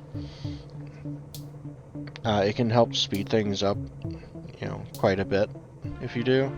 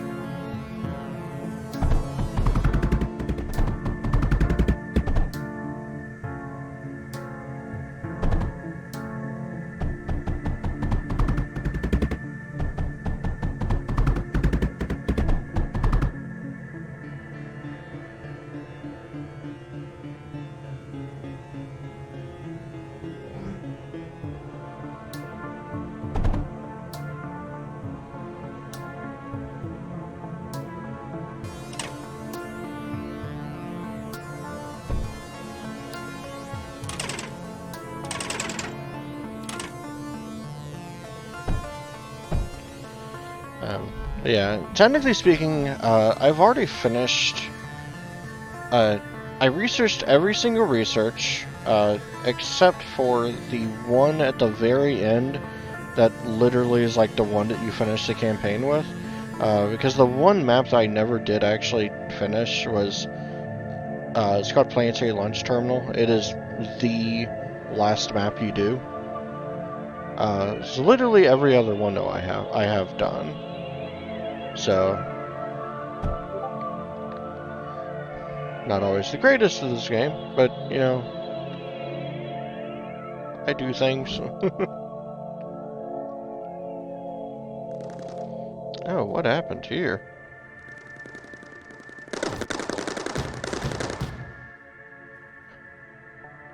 Oh, that's what happened here.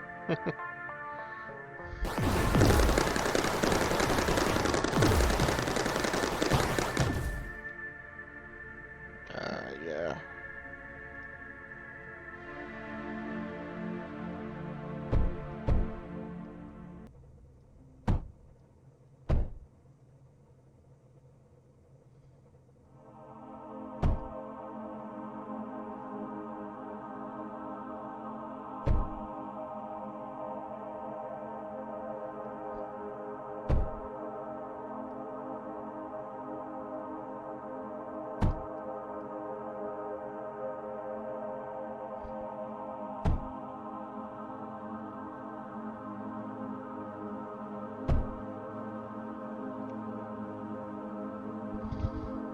But the reason why I say that though is like, it's really easy to think like, you know, oh, I need to get all the researches after every map, and like, you end up wasting a lot of time if you do that.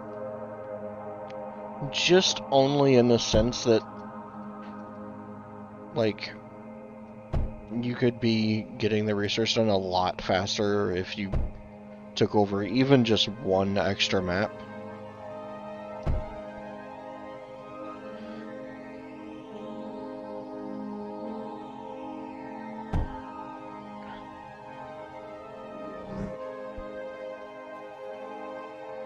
But Ubuntu catalog, interesting. Yeah, I know that Mindustry is supposed to be on like a lot of different platforms.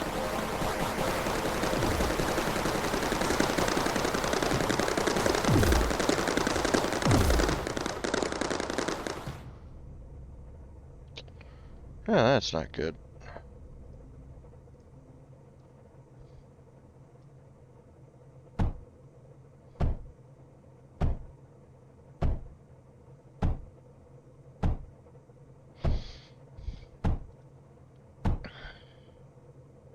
Okay, so I need more power. That's what's going on.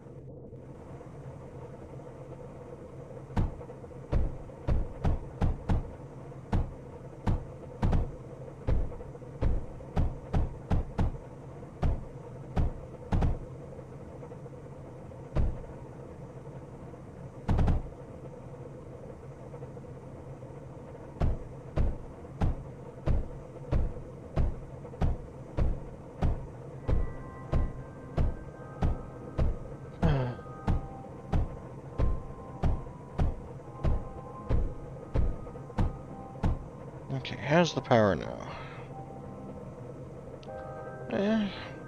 It's in the surplus. It's better than what it was a second ago.